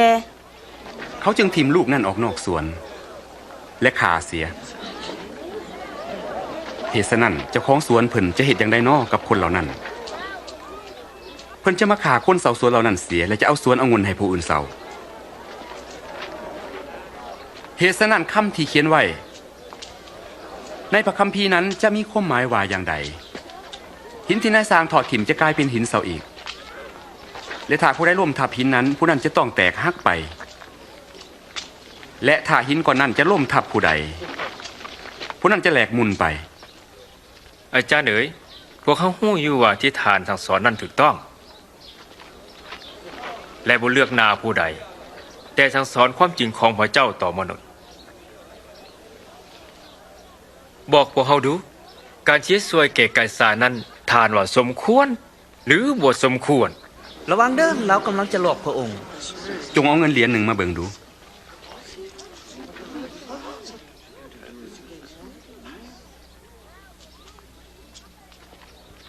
ฮูบและคำจารึกนี่เป็นของไผสิ่งใดที่เป็นของกายซา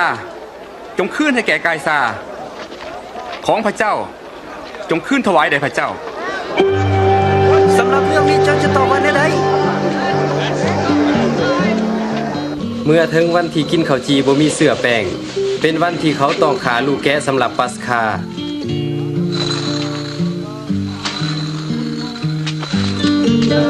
พระเยซูจึงทรงใส่เปโตรและโยฮันไปโดยสั่งเขาว่าจงไปจัดแจงปัสคาไว้สำหรับพวกเขาทั้งหลาย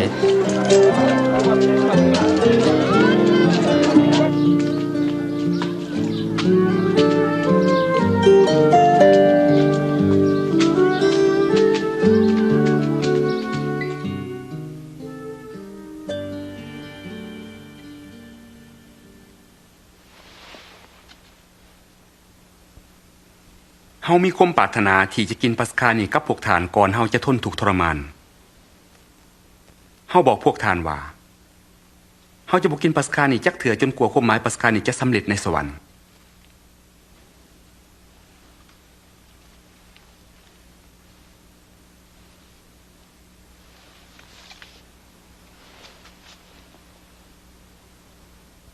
ข้าแด่พระเจ้าองค์สูงสุดของพวกข้าพระองค์ผู้เป็นพระเจ้าแห่งสากลจักรวาล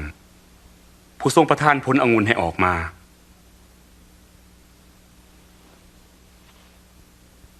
จงหับเอาแล้วแจกยาให้กันดื่มเขาบอกพวกท่านว่าเขาจะบ่ดื่มน้ำผลองุ่นนี้อีกจนกลัวแผ่นดินของพระเจ้าจะมาถึง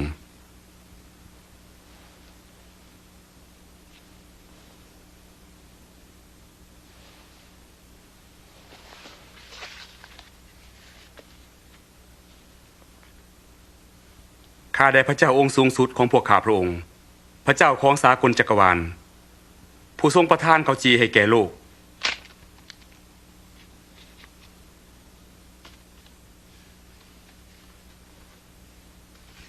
นี่คือกายของเฮาสำหรับพวกทานจงเฮ็ดเพื่อระลึกถึงเฮา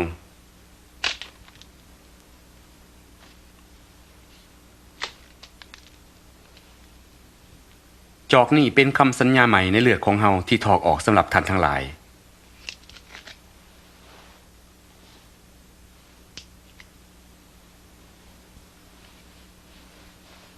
แต่เบิ่งแม่มือของผู้ที่ทรยศต่อเฮาก็อยู่กับเฮาเทิงตัวนี้เพราะบุตรมนุษย์จะต้องตายไปเหมือนที่ทรงกำหนดไว้แล้วแต่วิบัติแก่ผู้นั้นที่จะทรยศต่อบุตรมนุษย์คงเป็นไปบ่ได้ มันเป็นไปบ่ได้ติ เป็นไปบ่ได้ดอก พระองค์เอ้ยจงบอกเบิ่งดูว่าไผคือผู้ทรยศ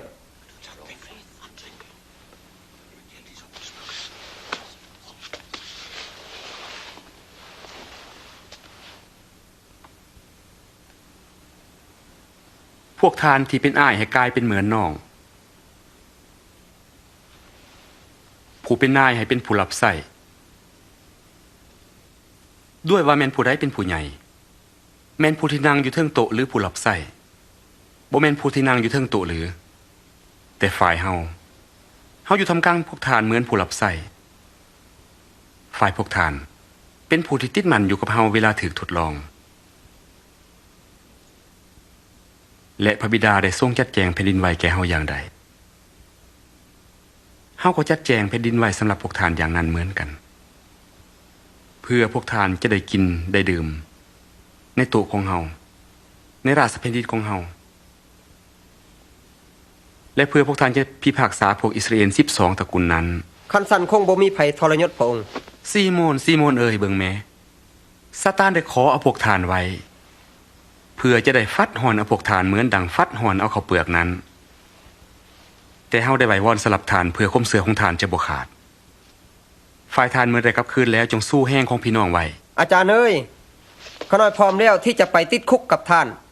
เทิงจะตายก็ยอมเฮาจะบอกเจ้าเปโตรวันนี้แหละก่อนไก่ขันทานจะได้ปฏิเสธว่าบ่ฮู้จักเฮาถึง3 เถื่อ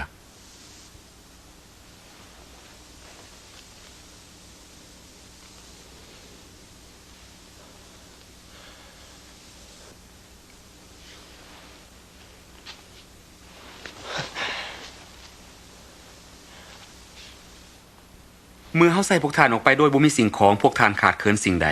บ่ขาดสิ่งใดแต่บัดนี้ไผมีกระเป๋าหรือถงก็ให้ถือไปด้วยส่วนผู้บ่มีดาบก็ให้ขายเสือซื้อดาบดวงหนึ่งเฮาขอบอกว่าคำที่เขียนไว้ในพระคัมภีร์ของผู้ประกาศพระธรรมนั้นจะต้องสำเร็จคำที่เขียนไว้เกี่ยวกับเฮาจะต้องสำเร็จลงนายเอ๋ยเบิ่งแม่ดาบทรงหลวงก็อยู่ที่นี่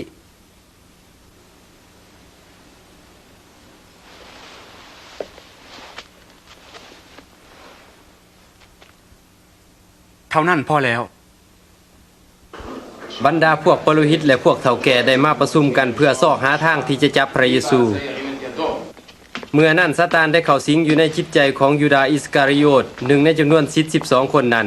เล่าได้ไปหาพวกปโลหิตเพื่อจะมอบพระเยซูให้เขาพระองค์ได้ทรงเสด็จออกจากกรุงเยรูซาเล็มแล้วขึ้นไปยังภูมะกอกเทศเพื่ออธิษฐาน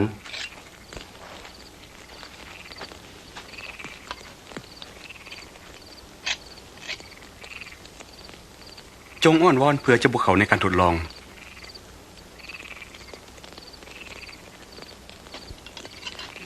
ยูดาห์อิสการิโยตได้ทรยศต่อองค์พระเยซูเพื่อแลกกับเงิน30เหรียญองค์พระเยซูทรงหู้ว่าเวลาที่พระองค์ต้องสิ้นพระชนม์เพื่อไถ่บาปให้แก่มนุษย์ชาตินั้นได้ยับเข้ามาใกล้แล้วและพระองค์ได้ทรงอธิษฐานว่า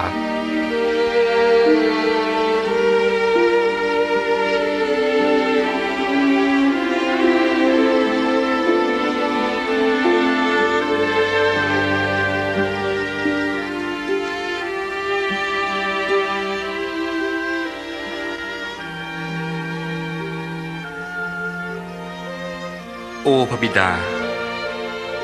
ถ้าพ่อพระทัยขอให้จอกนี่เคลื่อนย้ายไปจากลูกทอน แต่ยังได้ก็ดี ขออย่าให้เป็นไปตามความปรารถนาของลูก แต่ขอให้เป็นไปตามพระประสงค์ของพระองค์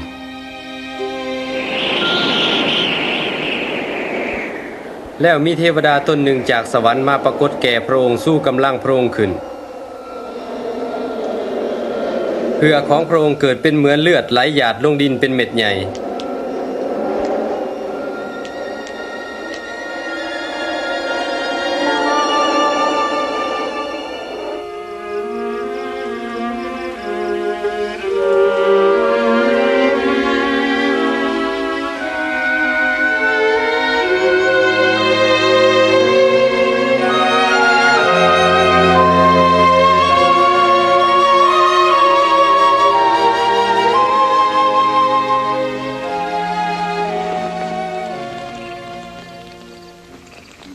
เป็นหยังจึงหลับอยู่ จงลุกขึ้น และอ้อนวอนอยู่เพื่อพวกท่านจะบ่ตกเขาในการทดลอง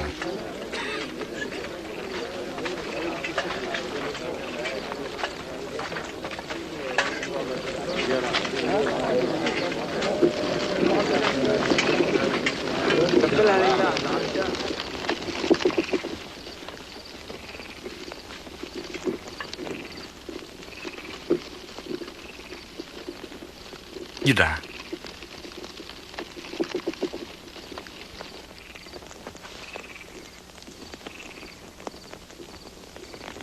เจ้าจะมอบบุตรบุรุษไว้ด้วยการจูบหรือ พระองค์ใหญ่พวกหน้าดาบฟันหรือ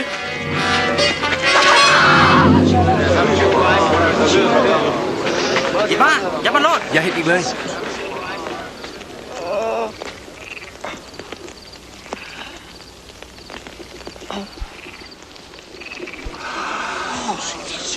อัศจรรย์แท้ ท่านทั้งหลายถือดาบถือค้อนออกมาเหมือนจะสู่โจรหรือ เมื่อเฮาอยู่กับท่านทั้งหลายในพระวิหารทุกวันพวกท่านบ่ได้จับเฮาแต่บัดนี้เป็นเวลาของพวกท่าน เป็นเวลาแห่งอำนาจของความมืด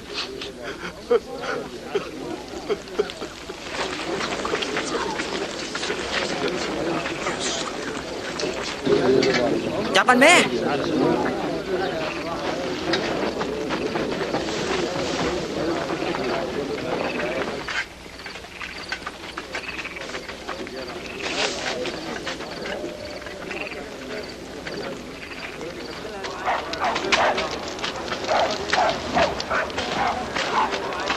คุมระไว้ให้ดี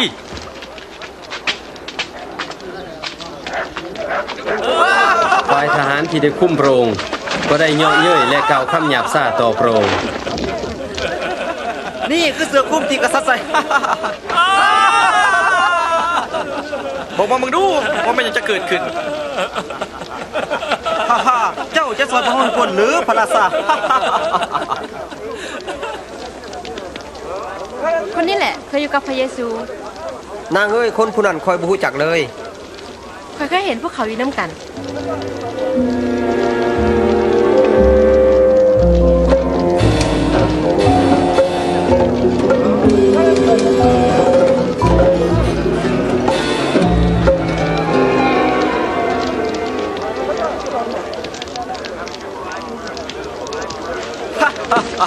เจ้าพวกไส้ที่ท้องตัว เจ้ารู้สึกยังไงที่จะต้องเหลียวกับคนอื่น เจ้าก็เป็นหนึ่งในพวกเขาเหมือนกัน สายเอ้ยบ่แม่นดอก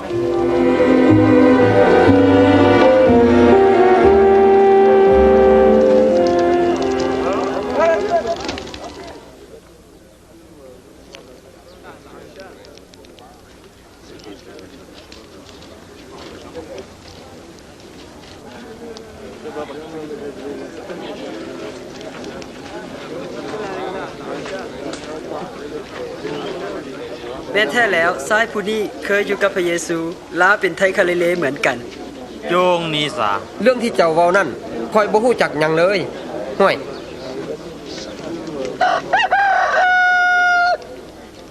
พระเยซูได้ทรงเลี้ยวเบิ่งเปโตร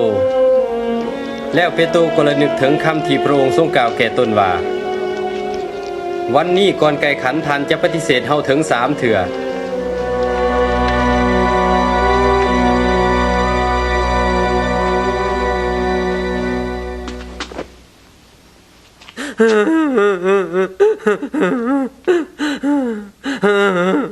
พระอาจารย์ข้าน้อยผิดไปแล้วขอให้พระองค์ทรงอภัยให้ข้าน้อยด้วย พระองค์ได้ทรงอภัยให้บรรพบุรุษของพวกข้าพระองค์เมื่อเขาได้ขบฏต่อพระคำของพระองค์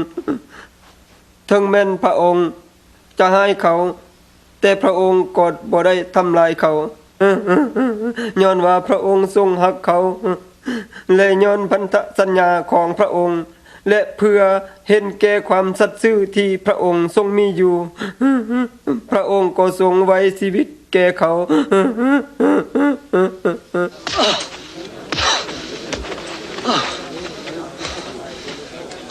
ถวยดูไผตีมึง ถวยเบิ่งดูไผจะตีมึงเป็นคนต่อไป หยุดคนบอกว่าให้หยุดจงน้ำเล้าไปที่ศาลสูงไปแม่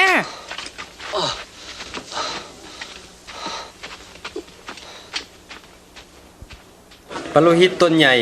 และพวกนักธรรมได้ประชุมกันเพื่อสอบถามพระองค์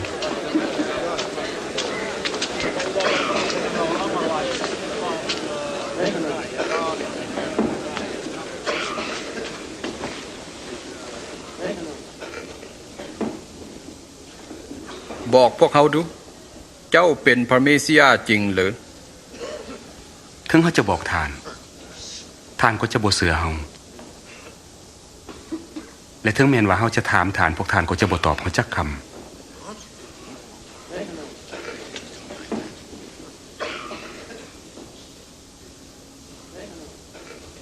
แต่ว่าตั้งแต่บัดนี้ไปบุตรมนุษย์จะนั่งอยู่เบื้องขวาพระเจ้าผู้ทรงฤทธานุภาพสูงสุด เจ้าเป็นบุตรพระเจ้าแท้บ่ ท่านทั้งหลายเว้าเองหรือ บนนาเสือที่ ให้เป็นผู้ให้หน้าแก่เราให้เว้าเสร็จหน้า เว้าจังซั่นเพิ่นบ่ควรเว้าจังซั่นโอ้เพิ่นบ่จบแล้วเพิ่นประมาทพระเจ้าหยัง พวกเขาได้ยินลาเว้าด้วยตัวเขาเอง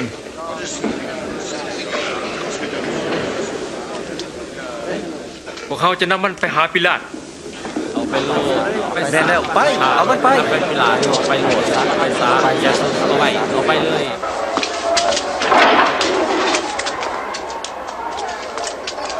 ไป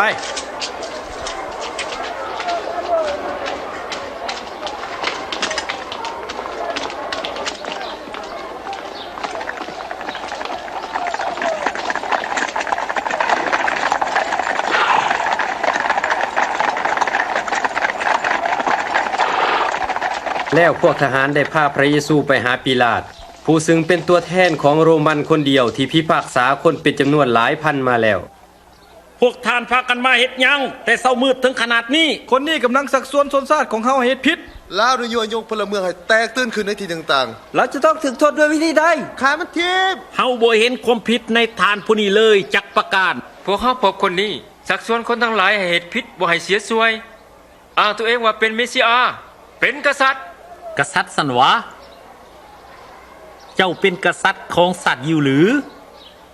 ท่านเว้าถึกแล้ว เราได้เริ่มที่คาลิเลและบัดนี้ได้มาถึงที่นี่แล้ว ที่คาลิเลวะชายคนนี้เป็นชาวคาลิเลหรือ ถ้าดังนั้นให้เฮโรดเป็นผู้จัดการกับเรายังอยู่ในเยรูซาเล็มหรือจงพาเราไปหาเฮโรดซะ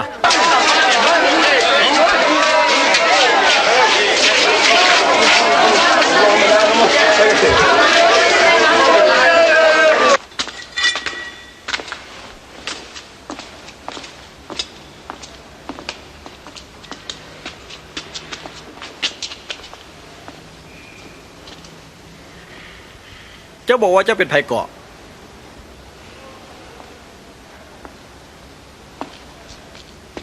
พวกที่เจ้าเอิ้นว่าสาวกนั้นแม่นพวกไหน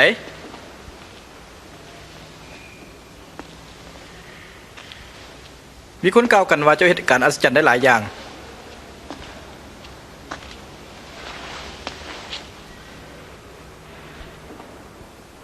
จงคิดให้เฮาเบิ่งดูนายเอ๋ยชายคนนี้ย่อย่องให้เป็นส้นแตกตื่นแล้วอ้างตัวว่าเป็นกษัตริย์ คนนี้หรือเป็นกษัตริย์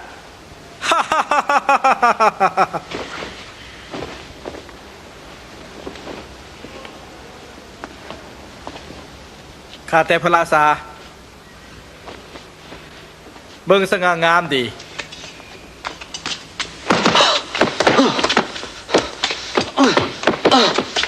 ส่งเราไปหาปิลาตเพราะได้เป็นเขตปกครองของเพิ่น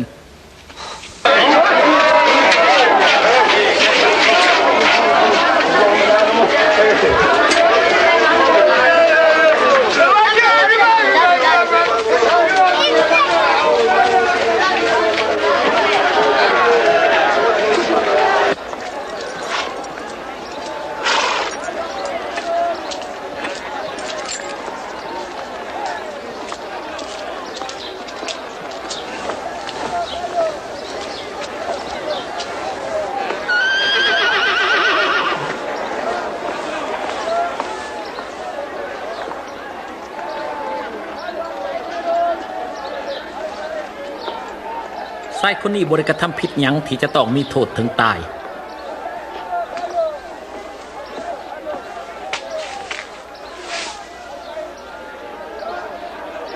ดังนั้นจงให้เขาเขียนเล่า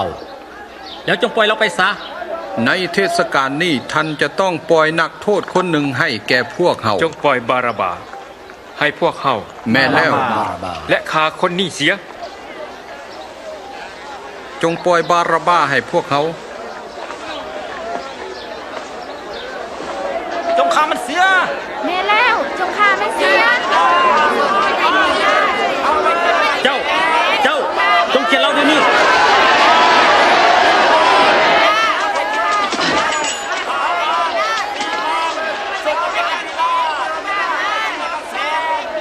ถ้าเราใส่เห็นหยังพิลาต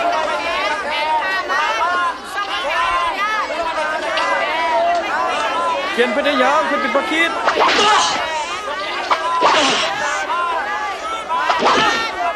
พวกท่านลงโทษประเทศยัง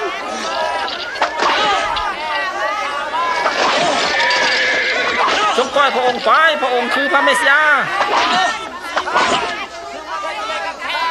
เพิ่นบ่ได้เห็นอย่างผิด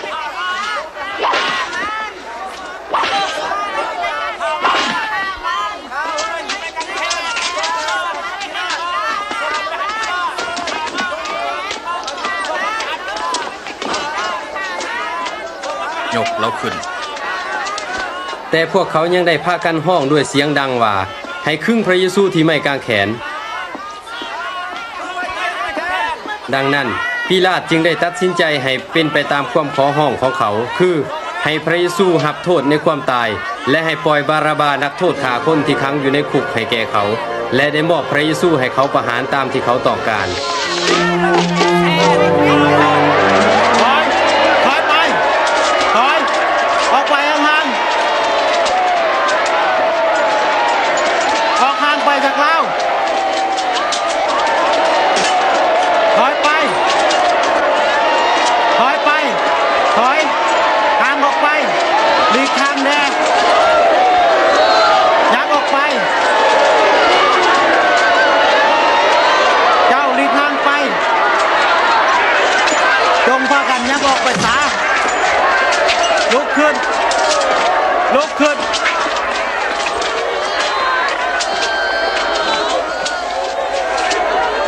เจ้าซื้อหยัง ซิโมนไทเกรเน่ขน้อย ย้ำมานี่ ตัดเสือกทำไม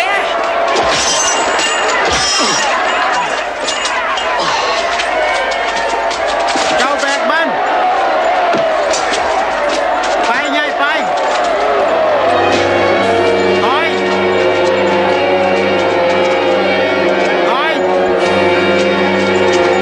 อยออกจากเรา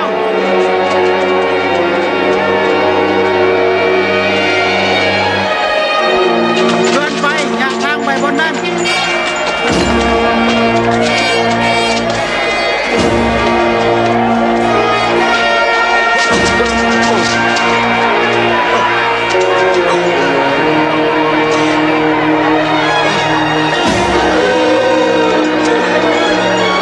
ถอยไป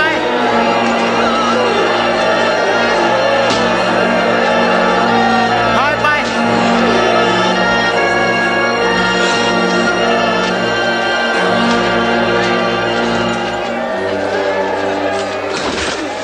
พวกเขาห้องหอยน้ำพระองค์เอ๋ยจงดื่มเถิด ดื่มซะเถอะพระองค์ ลูกสาวแห่งเยรูซาเล็ม อย่าห้องไห้เพราะสงสารเฮาแต่จงห้องไห้เพราะสงสารตัวเองและลูกทั้งหลายของตน เพราะว่าถ้าเขาสามารถเห็นอย่างนี้แก่ต้นไม้ที่ยังสดอยู่แล้ว เขาจะเห็นอย่างไรแก่ต้นไม้ที่ตายแล้ว สาธุพระเจ้าทรงซอยทานด้วยเถิดพวกเขาจะอธิษฐานเพื่อเจ้า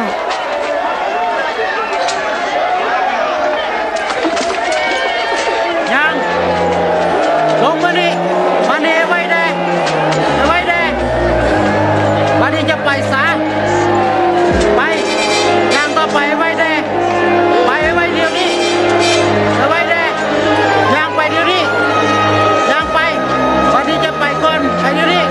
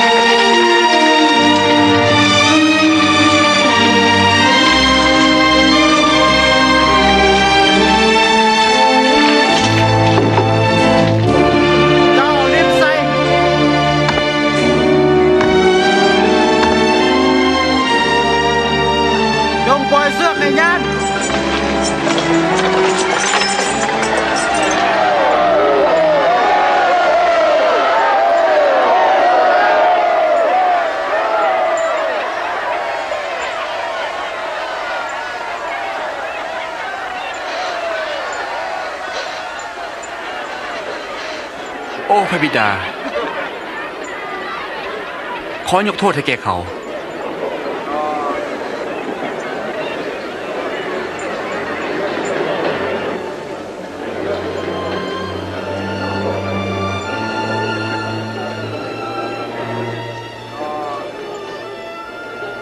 มันซอยคนอื่นได้ ให้มันซอยตนเองซะ ถ้าเจ้าเป็นพระเมสสิยาจงซอยตัวเองลงบังดู จงลงมาจากกางแขนซะ สำแดงการอัศจรรย์ให้เฮาเบิ่งดู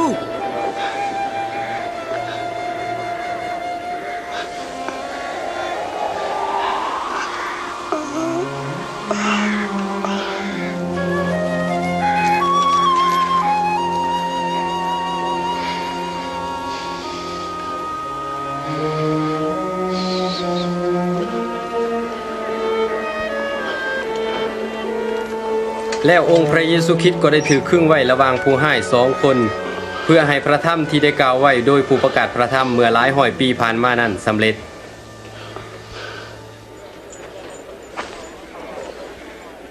นี่บ่ได้แบนแผนแพรวิเศษอย่างหมด เอามานี่อย่าชี้ค่อยเศร้าเลยขอติดสกอนค่อยเศร้านะเอามาจกสลักกันเถอะเอาลงสามของไข่นี่สามออกมาสามของไข่นี่ออกมาสามมาไข่สามมาไข่สุกอยู่แล้วพี่เอ้ยฉะนั้นแล้วมึงไปยังวะ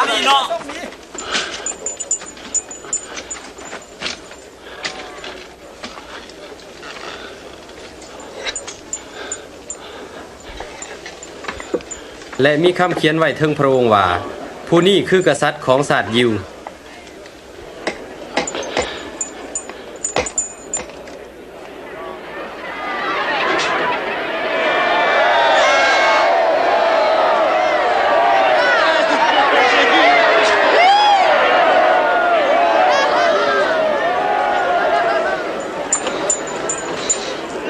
ถ้าท่านเป็นกษัตริย์ของชาติยิวจงซอยตัวเองซะ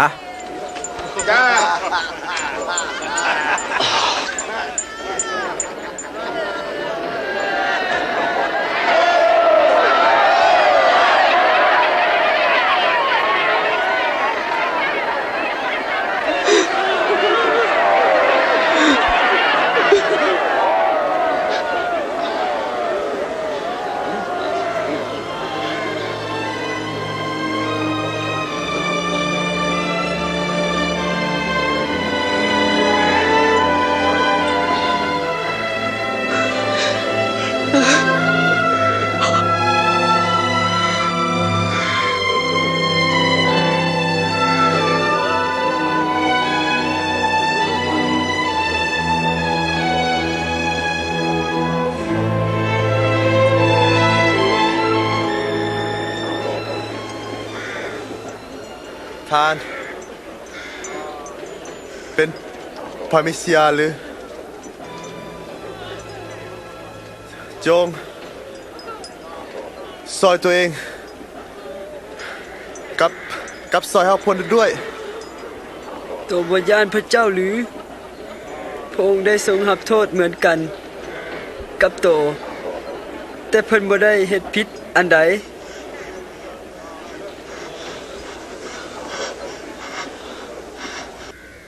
พระเยซูจงนึกถึงข้าน้อยด้วยเมื่อใดพระองค์เสด็จมาเป็นกษัตริย์ เฮาบอกท่านว่า ในวันนี้ท่านจะอยู่กับเฮาในที่สุขเกษม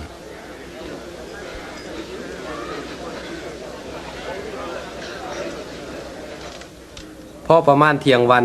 ก็เกิดมืดมั่วทั่วแผ่นดินอยู่เป็นเวลาถึง3 ชั่วโมงจนถึงเวลาบ่าย3 โมง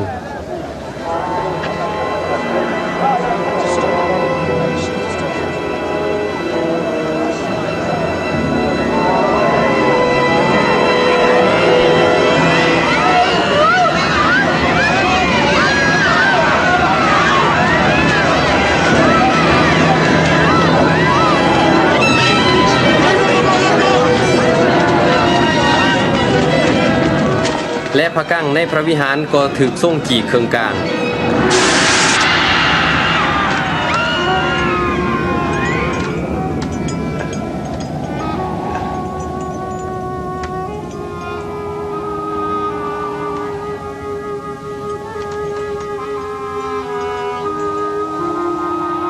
พระบิดา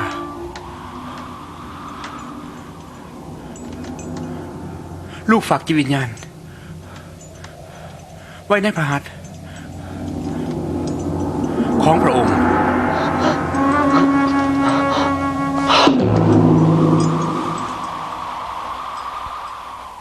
เมื่อนายห้อยทหารได้เห็นเหตุการณ์ที่เกิดขึ้น จึงสรรเสริญพระเจ้าว่า จริงแท้แล้วทานผู้นี้เป็นคมสอบทำแท้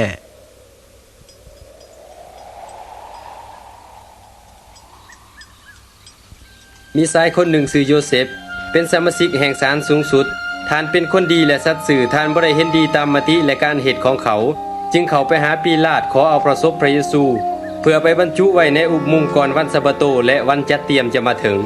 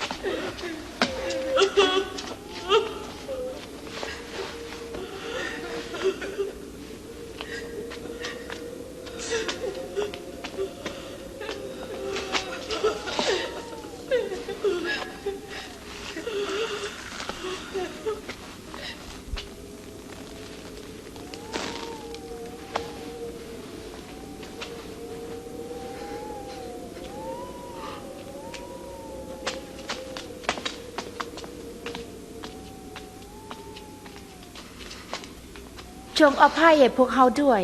พวกเขาเพียงแต่ตามประสบของพระองค์มา เซินเด้อทุกคนเซินมาเถอะวันซัปปะโตใกล้จะมาถึงแล้ว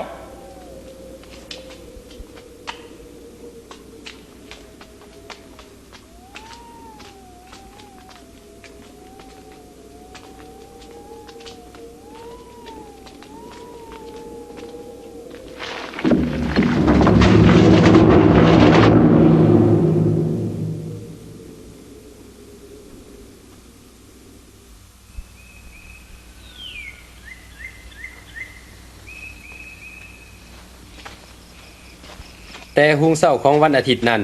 ผู้หญิงเหล่านั้นได้นำเอาเครื่องหอมที่เขาจัดเตรียมไว้นั้นมาถึงอุโมงค์พวกเขาได้เห็นก้อนหินนั่นกึ่งออกจากปากอุโมงค์แล้ว เมื่อเขาเข้าไปแล้วเขาก็บ่เห็นพระศพของพระเยซูเจ้า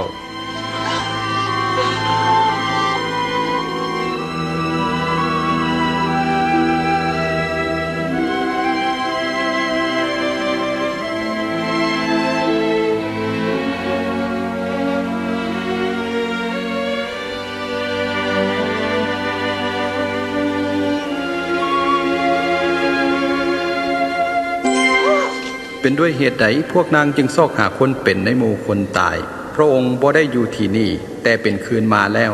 จงนึกถึงคำที่พระองค์กล่าวแก่พวกท่านเมื่อยังอยู่แขวงคาลิเลนั่นว่าพระองค์จะต้องถูกมอบไว้ในมือคนบาปขึงไว้ที่ไม้กางแขนและจะเป็นคืนมาใหม่ในวันทวนสาม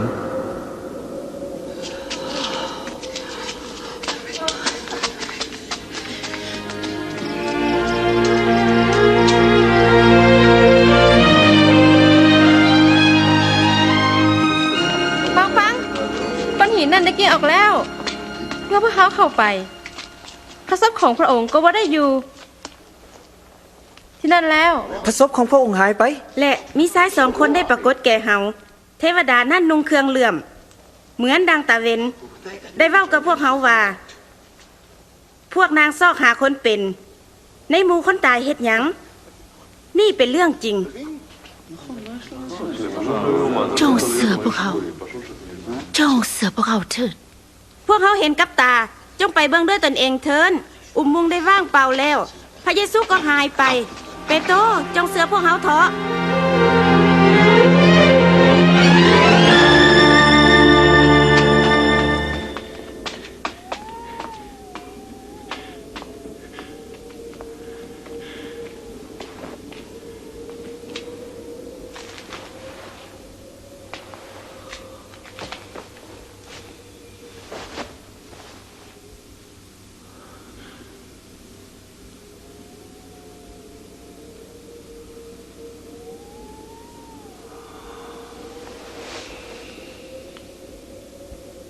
องค์พระเยซูได้ทรงปรากฏแก่สาวก2 คน พวกเขาจึงไปบอกสาวกคนอื่นด้วยความตื่นเต้นดีใจ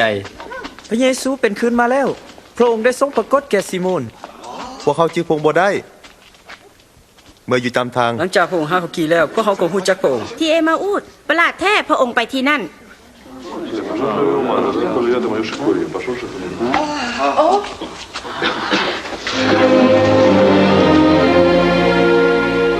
ความสุขจงมีแก่พวกท่าน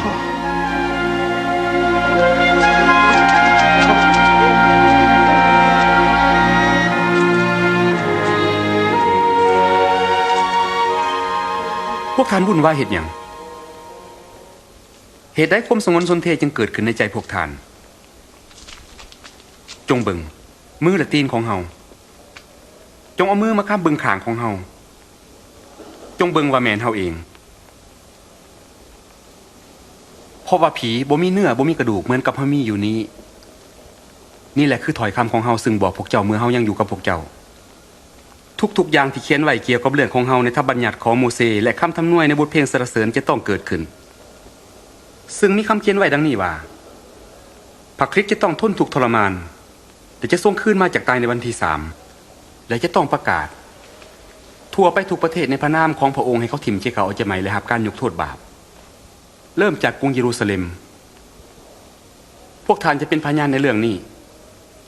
อันที่พระบิดาสัญญาไว้เขาจะใส่มาถึงท่านทั้งหลายพวกท่านจงคอยอยู่ในกรุงจนกว่าจะประกอบด้วยฤทธิ์เดชที่มาจากเบื้องเทิง